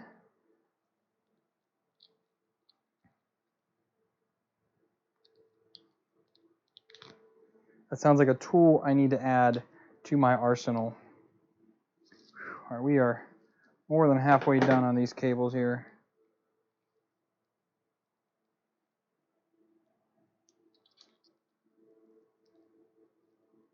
This might be a YouTube video in its own, how to assemble a printer using this stuff while I'm here.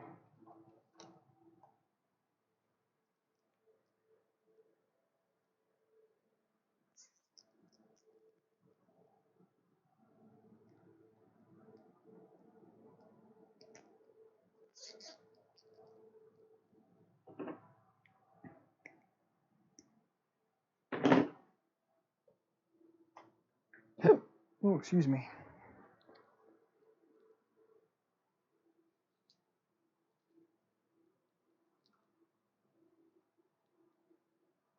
I mean, spiral, I can't see how this is cheaper than spiral wrap. That's my thing. Man.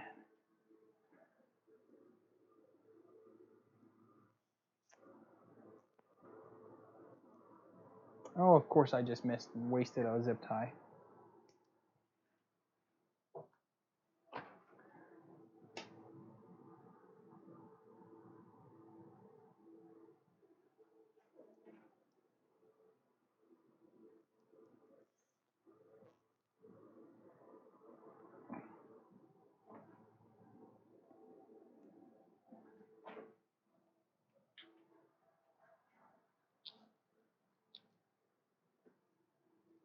Oh, it got removed. All right, well, I will look that up later then.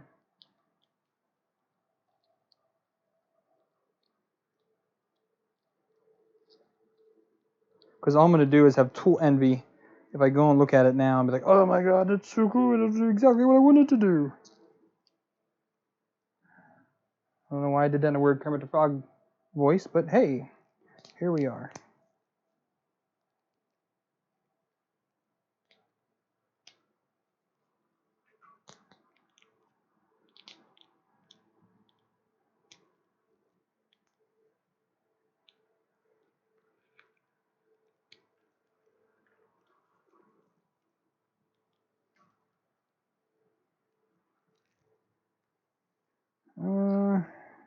And do like 6 inches more.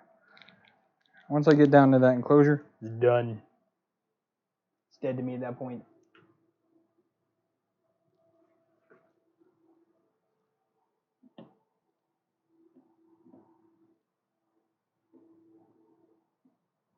I can't see.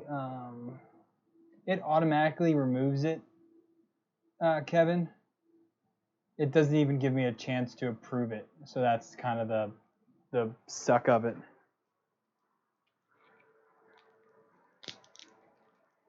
Because I have it so I can approve them, but apparently YouTube settings must have changed even more lately because this whole child COPA BS.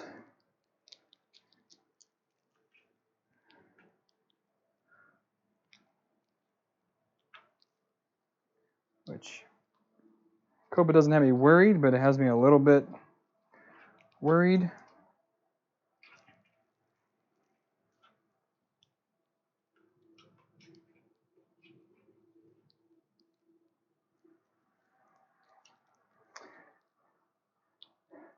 So Aaron, the thing with Thingiverse and upgrades and things, if this was my only printer, I might look a little differently at the different upgrades for each of these printers. But the fact of the matter is, I mean, I'm kind of a reviewer, kind of. And I love upgrading machines, I love working on them. But when I have to do stuff to them out of the box, or like, oh, this works super great for this instead of that, like that's really cool and all, and I would love to share all that information with the various people out there. But it boils down to, I just don't have the time. With the various printers I'm trying to work on or whatnot. I've done enough of this.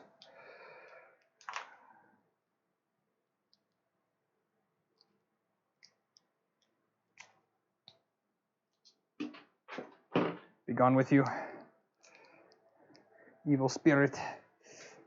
Demon cable. Alright, now I gotta shove all this down the cable management hole. Yuck, yuck, yuck.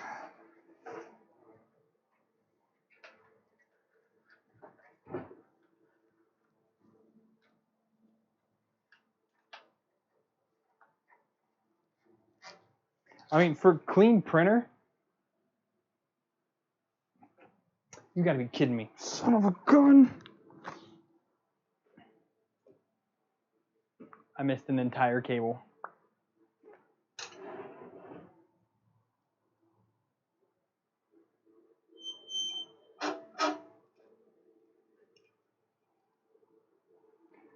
This time on Figuretech 3D Printing, Shane burns a printer.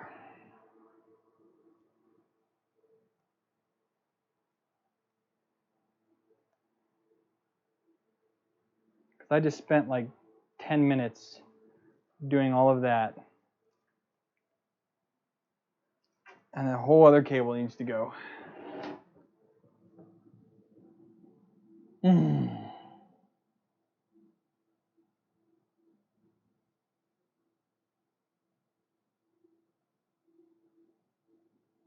Oh, it's a tool. Sorry, Aaron, I misunderstood you. I thought you said it was a different wire loom altogether.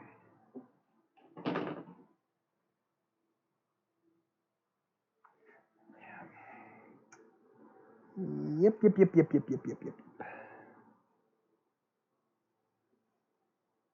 Are you shitting me? This cable just came right off that fan. You've got to be kidding me. What cheapo.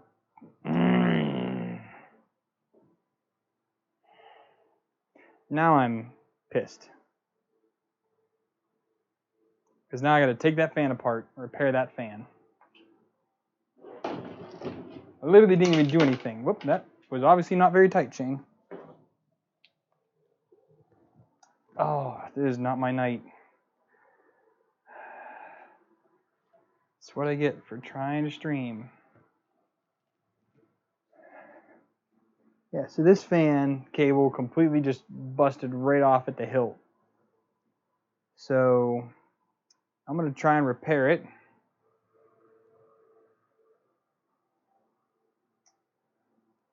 But in the meantime, I'm going to get some twisty ties. And I'm going to twisty tie this cable along here because I'm not going to waste another 10 or 15 minutes live on doing this.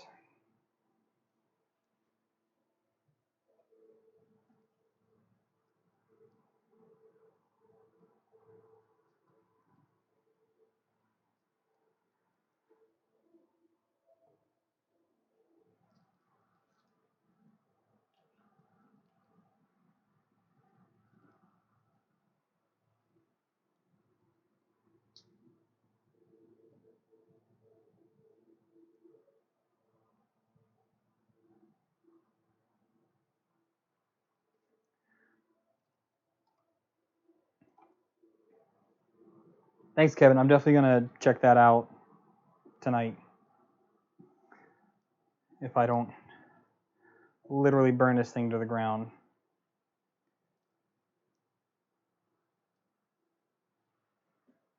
All right. Do you guys want to see me repair a fan on camera or not? Because if you guys don't care, then I'm just going to continue on and we'll just have a dead fan for the test print, or I have my soldering iron out. I just had to fix the baby monitor. I can go ahead and do it if you guys want to see that.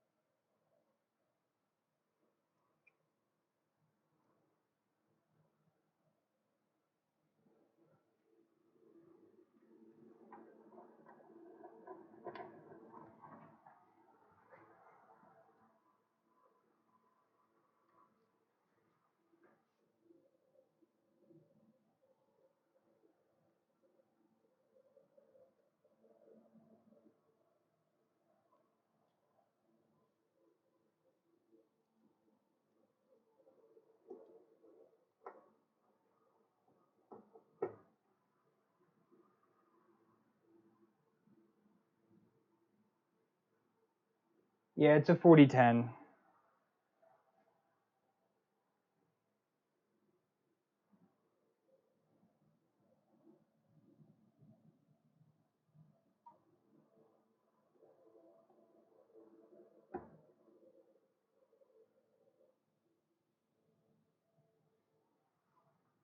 It's funny, this is also not. Head 1 is close to the Wi-Fi card.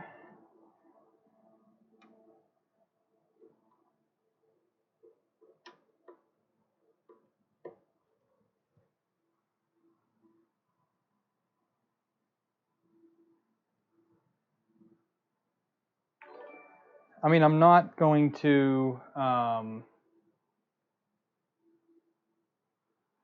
not going to run it in the loom. I can fix it later. It's fine. Yeah, it should be okay. We'll see how it goes. I just need to get this. All I need to do is plug in the hot end heater cartridge, and we should be in business.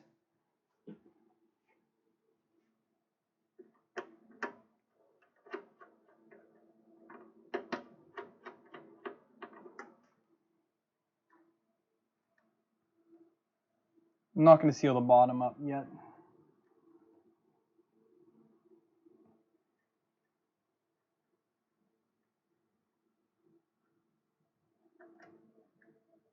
I need to use some.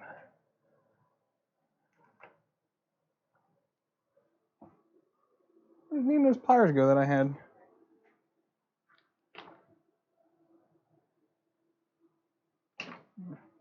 Oh well.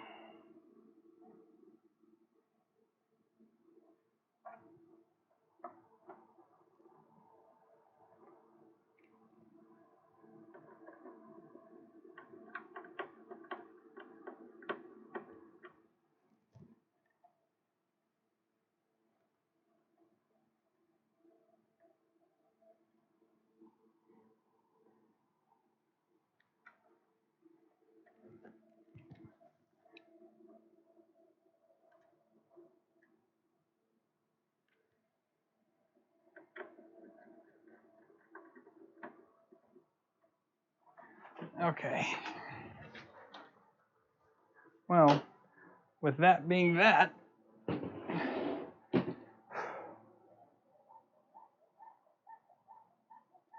yeah, that's not going to work out.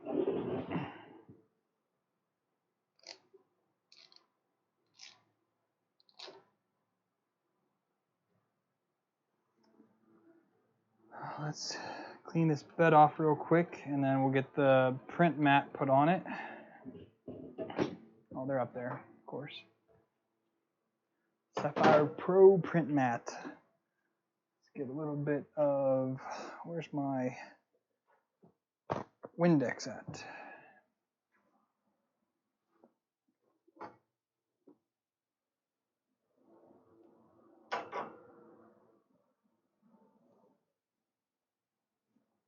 Seriously, is it buy another printer? Oh, it's over there, yep. Oh.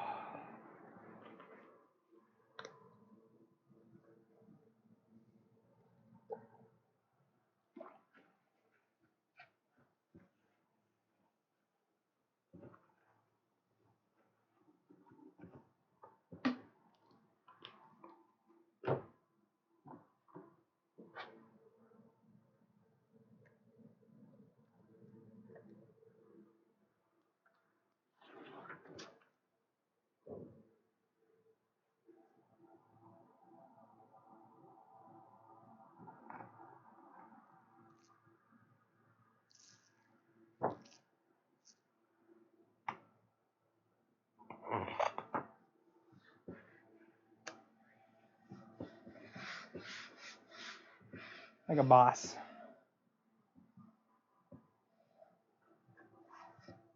All right, well, you know what? Let's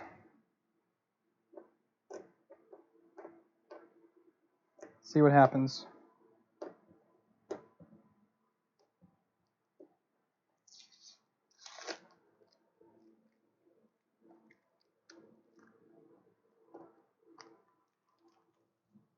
All right, let's turn this so you guys can see.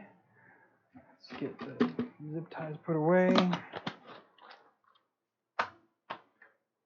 change our camera up here a little bit.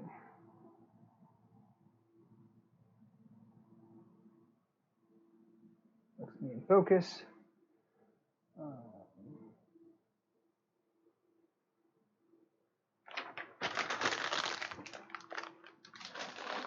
I have a power cable here somewhere. I already had one prepped. Yeah, right here. But that's tangled around the cable. Now, come on. Okay. Let's see if it blows up.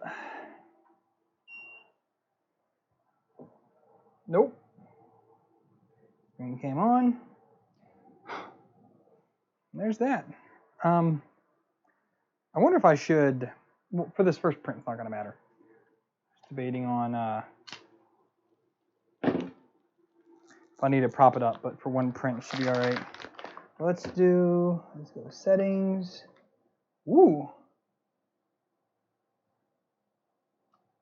Tool. Home. That's home X.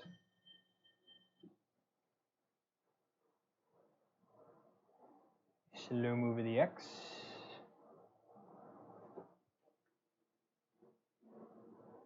That is such a slow home rate. Home the Y.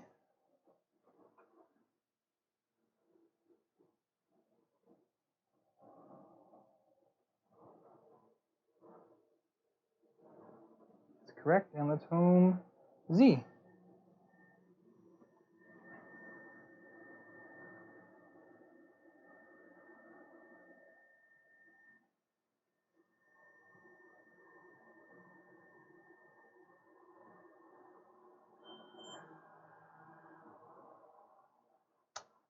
That's it. So now we do motor off. I'm going to do a bit of manual leveling real quick. But I need to bring the Z up a smidge. A little too low.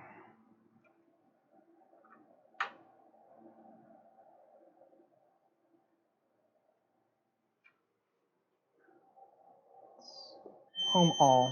Wow, oh my goodness. I've got to lube that up. Oh my god, that was so screechy.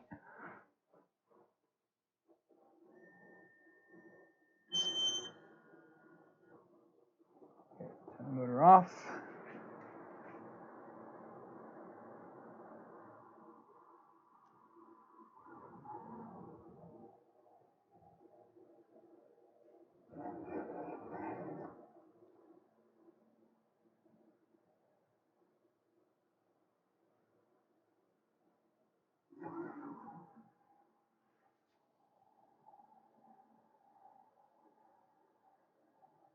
Yes, I'm just eyeballing it. I'm going to bring the Z up more.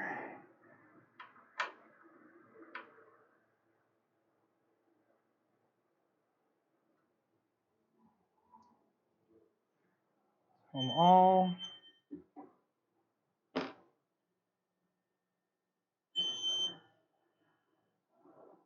Motor's off.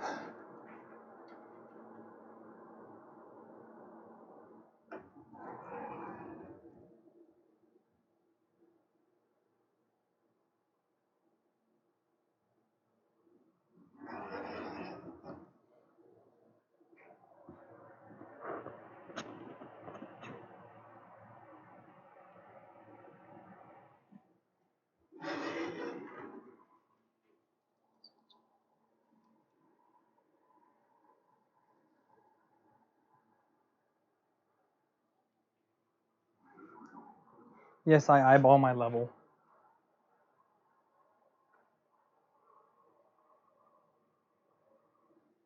It's faster that way.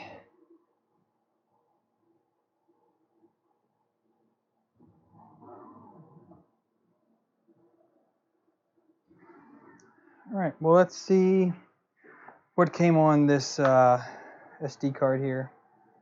I didn't do the sensor yet. I don't know if I need the sensor actually or not. Where'd the SD card? There it is. I don't know if I need the filament sensor attached to even run. Their firmware might not allow it not to be there.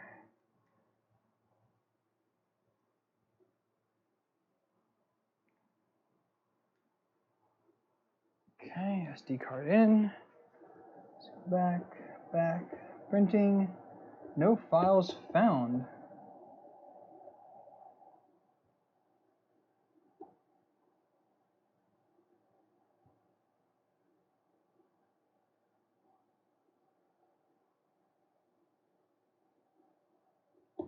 All right, well, let me. All right, I don't know if I put Simplify 3D back on this computer or not. I did not. Might need to download it real quick.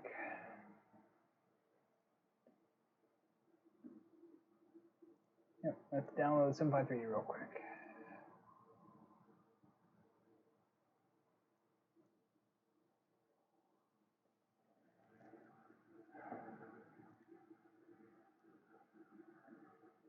Let's go to my account.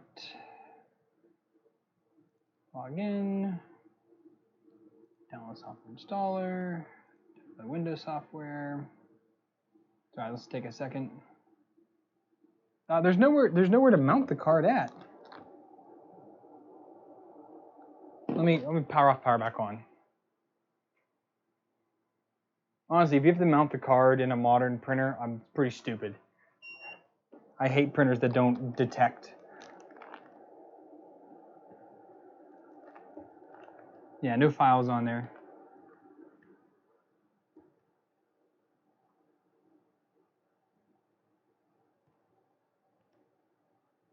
And honestly, if it doesn't detect that it's in there, then it's a crap printer.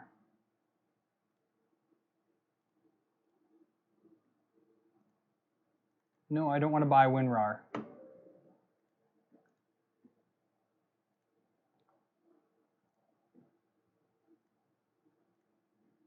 I speak English. Next, accept, next, we want SSD. Make it super fast.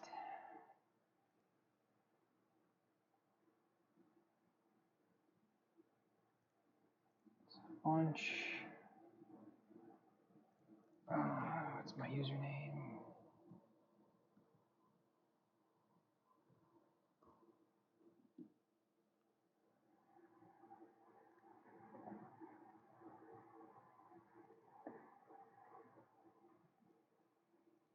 I wonder if it's in here already. This is 2 trees, right? So 2 trees. Not in there. So other, next.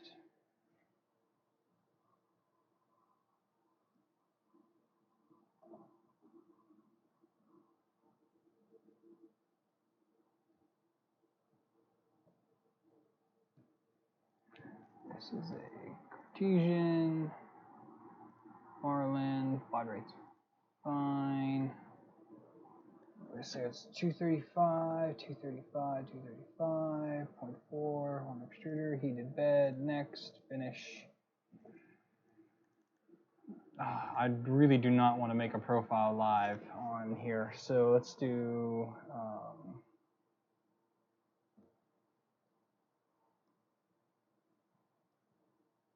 see if someone has a profile that I can steal real quick. Let's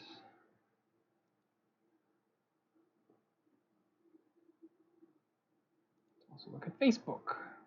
Does anybody here have a profile they've used for this already? Excuse me.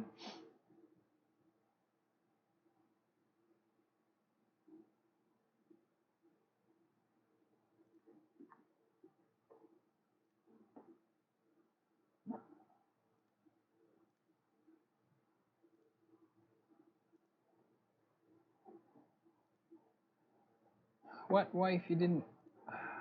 She disconnected my server drive, I think. There it is there. Chain, 3D printing, 3D print files.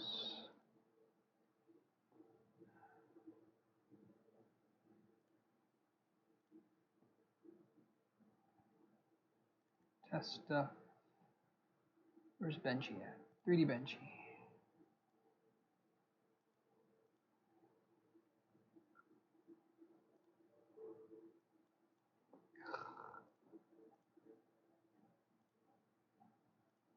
Why are you being so difficult to me? Why don't you love me?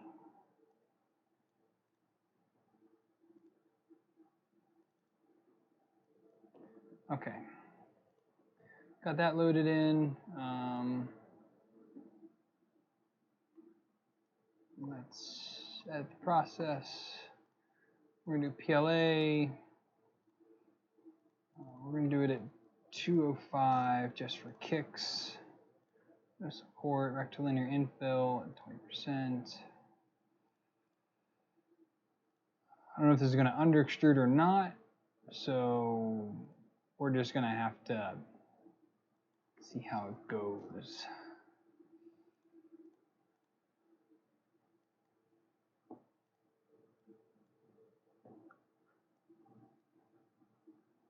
Because I don't know how it's going to go.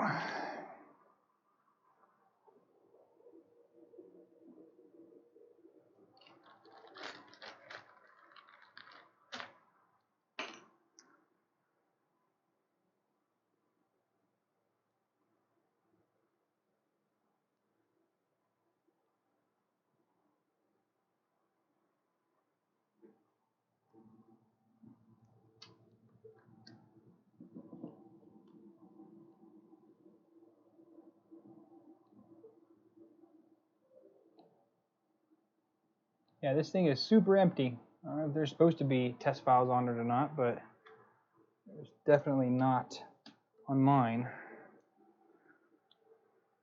Let's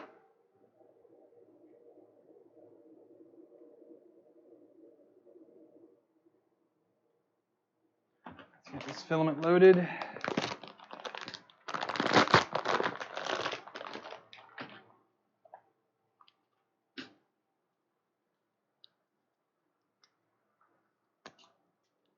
Swing.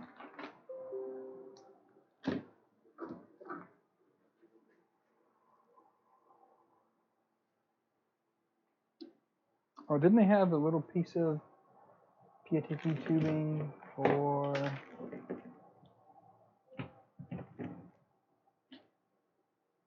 No? I thought they did. Well, I'm going to add this one on.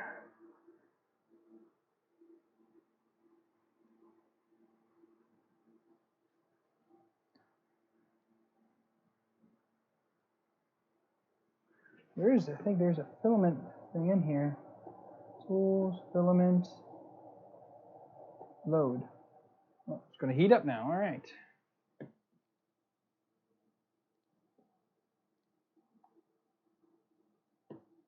Does that have thermal on it? I don't know. That's something I can check later. I'm not really too sure. I'm trying to find a profile real quick.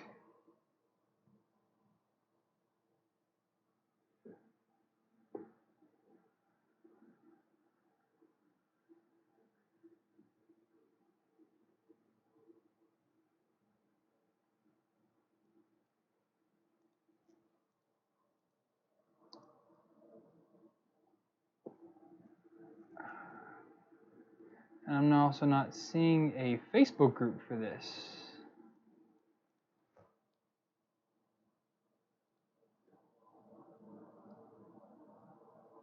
Usually there's a Facebook group for everything. T-Trees 3D printer.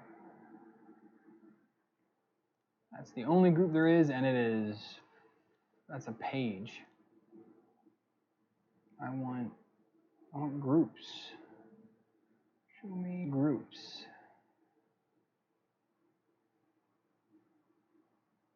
Sapphire Core XY 3D printer group. And there's another one here.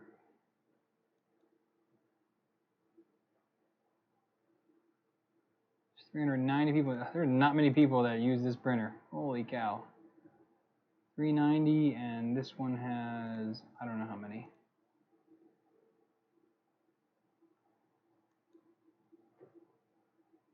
Not many people at all are using this. Okay, confirm. All right, it's loading the filament. I wonder if it's going to go the whole way or not. Not at all. Okay, that's good to know.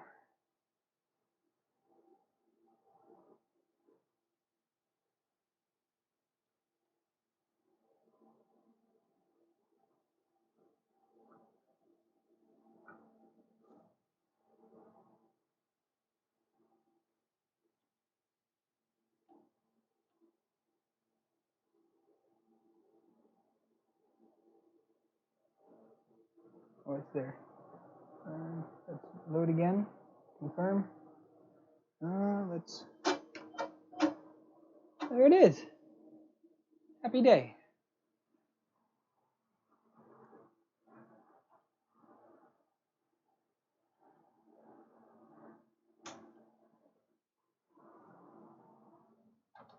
All right, let's hit print. Let's see what happens here.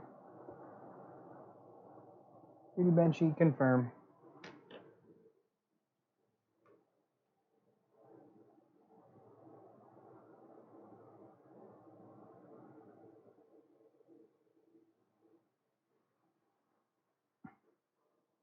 That's got to heat the bed up probably.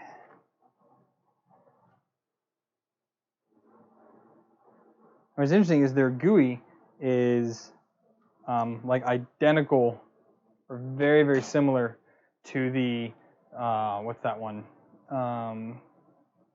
The, why am I totally blanking on the name now? Sidewinder X1, that's it.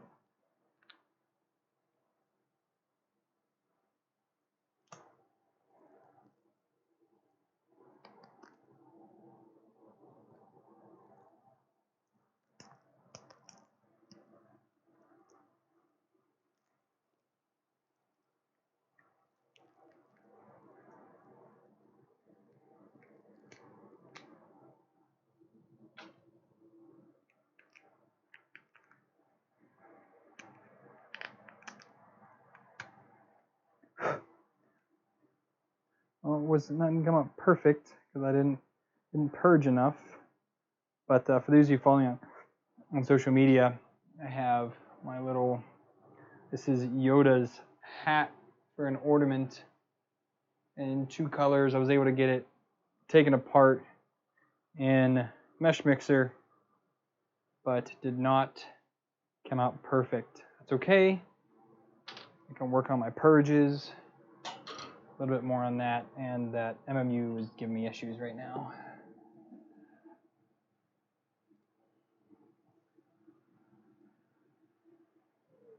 The bed is at temp. It's now reheating up the nozzle. And we'll see what happens. This is not a known good profile. I mean, this is just,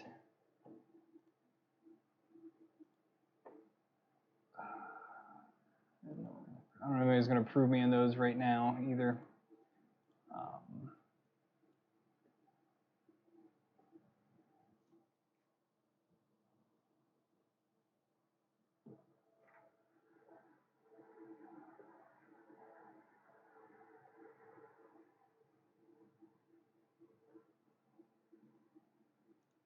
I'm not finding another one anywhere else.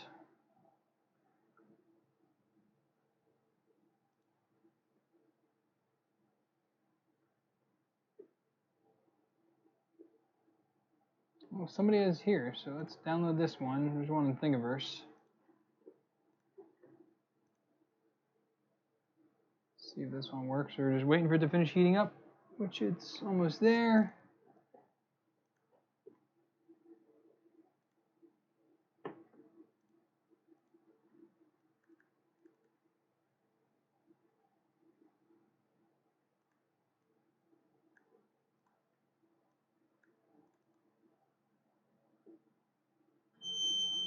Oh, good gravy.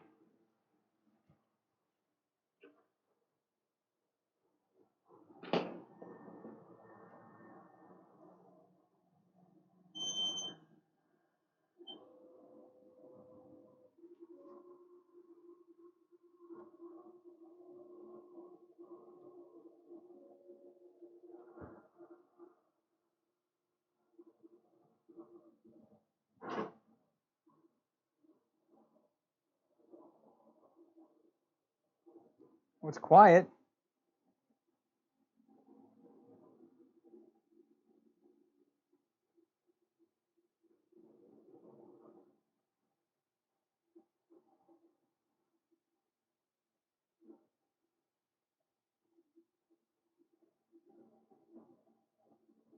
Definitely quiet.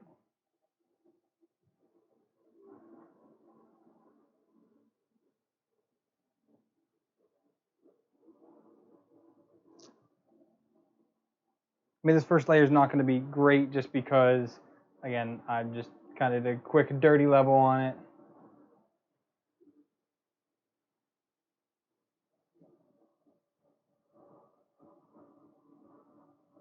I really just want to make sure this other fan kicks on properly, so I did plug this fan into the right spot.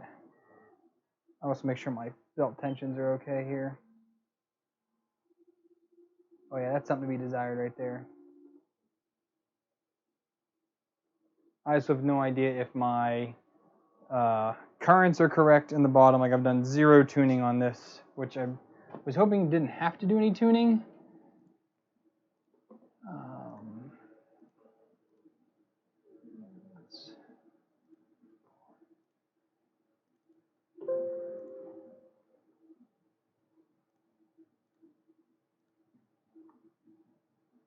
This was an extruder multiplier up at 99.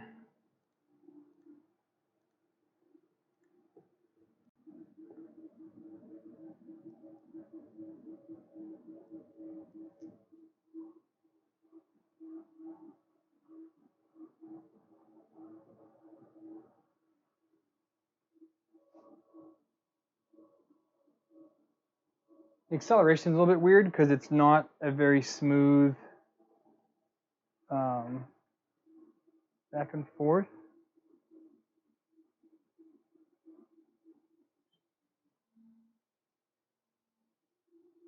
And the steps are not correct either.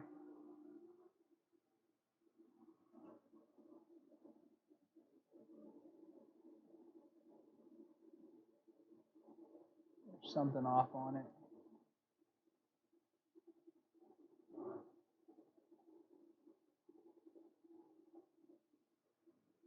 Is a benchy bottom that narrow? Really? Do I have a benchy sitting here? I don't. Oh, I do. I guess the benchy bottom is that narrow. But holy, this looks like absolute garbage.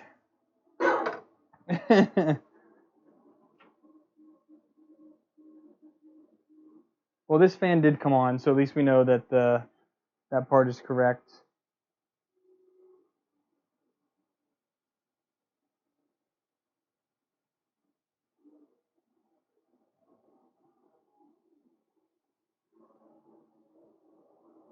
We'll give it just another minute or two, and I'll probably end up just calling it. Jason, knock yourself out. This table folds, which is what I needed to do because, dude, you see my space here? This is my space, and that camera's not even working right now. Why is that camera not working?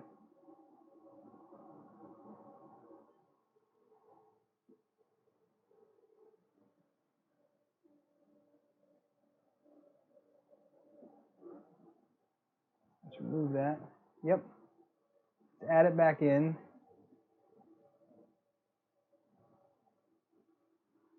I don't know why that camera's frozen. Hold up. I'm going to shame you all the same. Bam. Okay.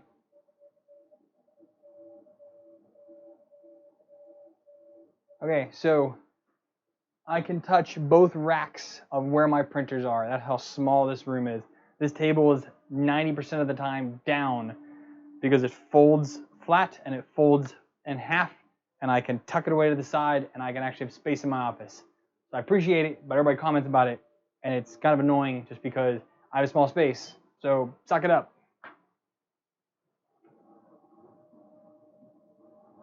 Like I have nowhere, like I can push this table against the back here, but then I can't get into any drawers, which is where I keep all my stuff. I keep all the other supplies and everything I have, projects I'm working on here, table gets in the way. Table's only out when I'm working on a printer, or I'm reviewing a printer, or I'm trying to get organized to get ready for a video. That's about it. Otherwise, the table's down. It's super annoying to not have an actual like YouTube table that I've had at other places. Last place I lived, I had that. I don't have that here. Which you're not the first person to comment about that. All right, well, this is turning out kind of like garbage. It sounds horrible because this Z-rod needs greased. So I'll take a couple questions on anything, if anybody has anything, and I'm going to kill the stream and work on this for about an hour. It's 11 o'clock here now at night, So we've been at this for almost 2.5 hours, which 2 hours of that was the build, half an hour was me cable managing and getting angry at this thing. But if anybody has any questions, I'll take them now and kind of go from there.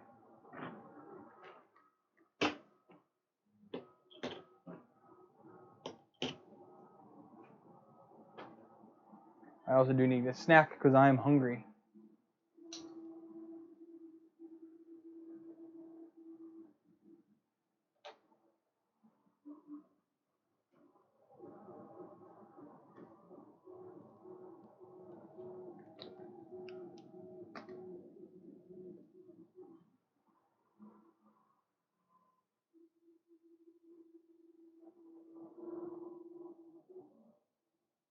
This is so under extruded. I can't do it.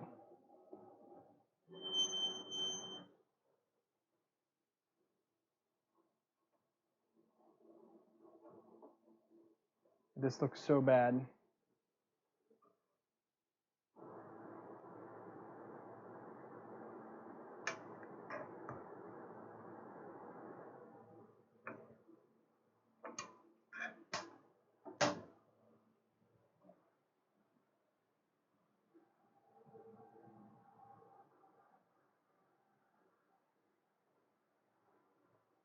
Yeah, that's just kind of horrid. So I'm gonna reslice with other dude's profile and see. Well, you guys will see if you follow me on social media. I'll post an update, if not tonight, tomorrow, with how the first print comes off. That's what I've been doing for kind of all of my recent reviews. Is I end up starting a print. I'm not gonna. I don't want to do like these ridiculous 6-hour streams because I also stream at night after the kids go to bed.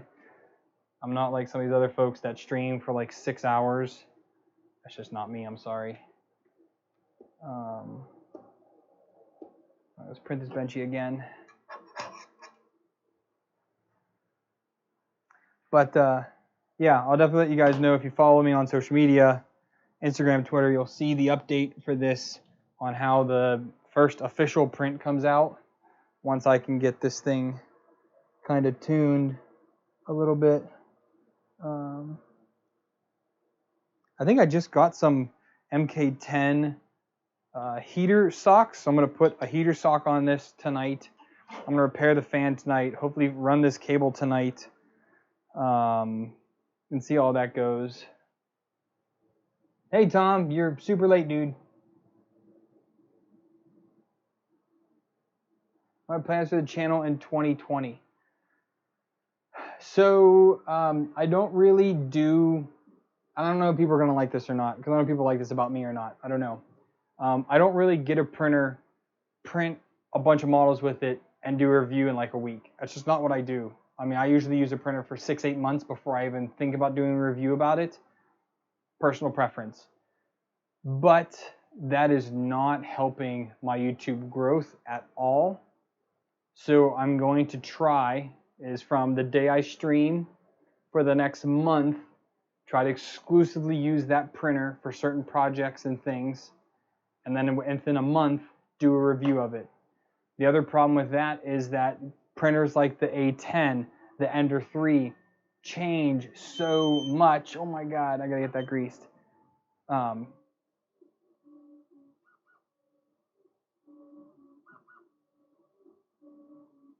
Sorry, I got. So some of those printers change so much so quickly, me waiting a few months to do a review doesn't help. So I'm gonna set my goal for 2020 of, I got this printer now, let's do the first one I do it with. I received this printer. Within a month, I plan on doing a bunch of printing and do a review video of it. That is my goal. I'm gonna hit that goal or not, I don't know. I also have 3 resin printers that I have not reviewed yet because I'm still getting myself comfortable with resin printing and slicing. I have resins to review and resins to use that I've personally bought. So the goal is to do that. The goal is also to get back on track with videos. My health took a turn this past week, so that wasn't great. I'm fine now. I'm healing. I had surgery this week. So once that is all settled, I'll be back to normal and just get back on track with videos. Mainly things like MakerBox. They don't get a lot of reviews, but I personally like doing those every month. I think it's a good monthly content to do. Also the Profi box and the Profi box I'm getting on a monthly basis. I have 2 here that I need to do, and the Endless Possibilities from Protopasta. Greatly love, I truly enjoy printing Protopasta filament. So being on time with those kind of videos is what I'm going to have to do. I might just have to kind of jump ahead and do now and then kind of do the other ones later, just to try to catch up and get up to today so that people are watching new relevant content. Like, hey, this is just the most recent MakerBox. This is the most recent this. This is not the 6 month ago box. So I need to kind of figure that out. I want to try to do some more practical printing on things that I do around the house. I don't know if those will just end up being updates on like Twitter or Instagram, or if I'll actually do more videos on like how-tos, like, hey, my wife gave me this problem, or I found this problem in my house, I need to fix it, I'm going to 3D print a solution. Something like that. Think about making more of those kind of videos.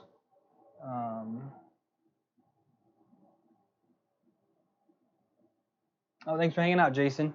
The Ender 5 Pro, isn't that the Core XY from Creality? Is that right?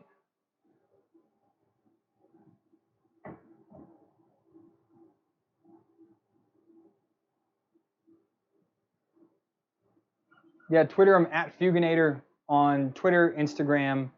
If you search Fugatech on Facebook, you'll find my Fugatech 3D printing channel page, I think.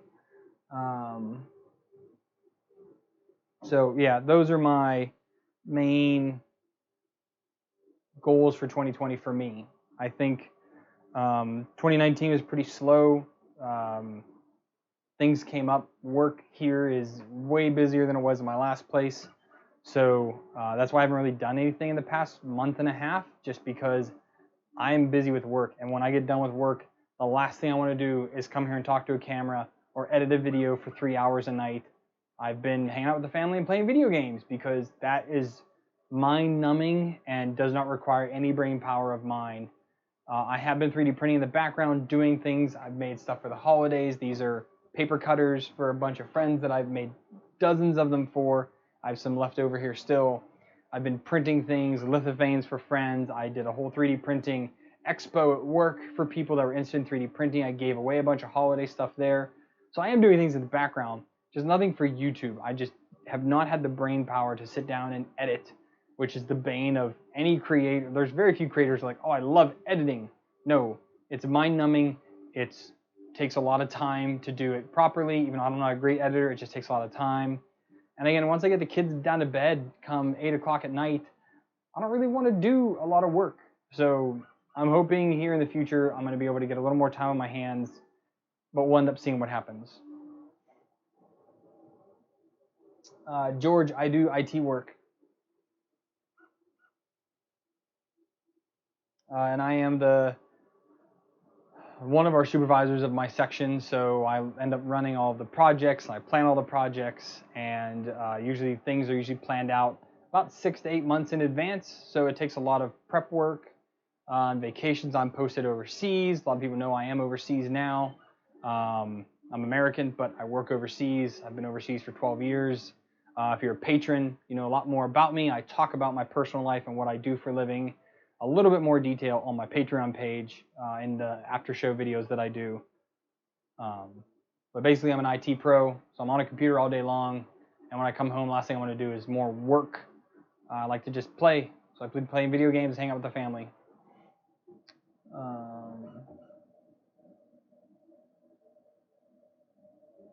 An upgrade video. You want an upgrade video on this, George, or something else? Because the review might have upgrades in it. Because if I end up finding a problem, I'll go onto Thingiverse and see if somebody created a solution, and I'll print that for it, like the belt tensioning issue. The way I did it works. Is that for everybody? I mean, I'd probably spend an extra 10 minutes on doing that, where a 3D printed solution might have been like that. I don't know.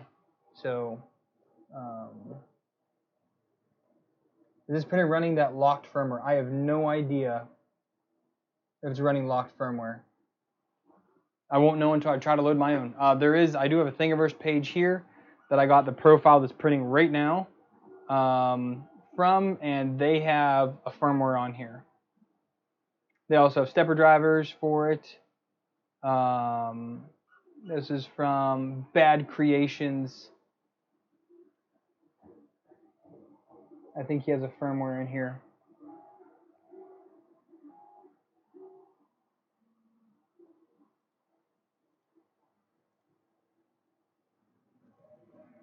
Let's see.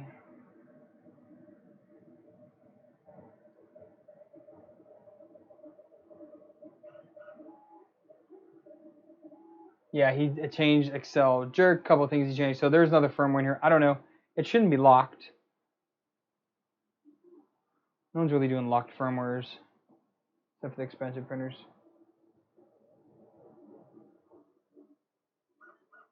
So I do have my Anycubic i3 Mega here. I printed the parts for a new hot end carriage probably 4 months ago. Parts are still sitting here waiting to be installed, upgrading that to an E3D V6. I've done a bunch of videos on the Ender 3. I think I'm going to do some on the Alpha Ys here soon. Trying to get more handy with the NMU. I do have the, well, cat's out of the bag, I said it on social media. I have the Palette 2 Pro coming. Mosaic reached out to me for partnership months ago. The package got returned to them. They didn't realize it. So I contacted them after it should have come. They reshipped me another one. It should be here like literally any day. So I've been playing with their Canvas software online to do some 3D printing. So to do some multicolor stuff, kind of like this little hat that I made for MMU. But it's so much easier in Canvas because you can paint. So once I get that, I'm going to play with that for a few days, and I'm going to get my first impressions video out right away, unboxing, first impressions. I'll probably end up using it with my Mark 3S clone down here because that prints really well and it's reliable. And I might end up trying to switch it up to a couple other different printers to use it with.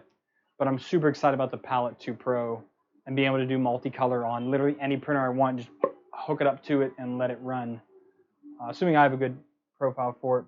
This also looks like absolute garbage. So yeah, I think I'm just going to throw that new firmware on here and check the stepper driver things. My one belt here feels a little bit loose, so maybe that's why it's kind of being garbage. But I think I'm going to call that for today. Butterworth Extruder. I already have the Butterworth on both of them, Aaron. So when I printed the Mark 3S upgrade, I went immediately to Butterworth instead of going with what Prusa had sent me and what you could have downloaded from them. I found that way before the Mark 3S came to me, and I like it. It's been working fine so far. I have no issues with the printer itself. It's all the MMU issues, the MMU2. So, yeah. All right, I'm going to call it for the night, guys. This is coming out bad. I need to tension belts and just work on various things with this in order to get it up to snuff. So I thank you guys for tuning in. Thank you for hanging out. If you guys want to stay in tune, we'll see how this printer turns out tomorrow or the next day. Join me on social media at Fuginator for Twitter and Instagram, which is where the two main places I'll post this. I also have Fugatech 3D Printing. My Facebook page, you can check that out. If you guys support the stream, there's links down below, or will be once I conclude this because I didn't update the description before I went live. But you can donate to the channel, become a patron. That really helps me out. That's kind of a more constant flow of income that I can use to buy upgrades for machines or parts that I need in order to grow the channel. I bought printers, cameras, all kinds of stuff with that income. So thank you guys for joining in, and I'll see you guys next time, the next video, or the next live stream, whatever comes first. I'll see y'all. Happy printing. Oh yeah, Merry Christmas, because I don't know if I'll do the video before then. So Merry Christmas to everybody. I'll see y'all around.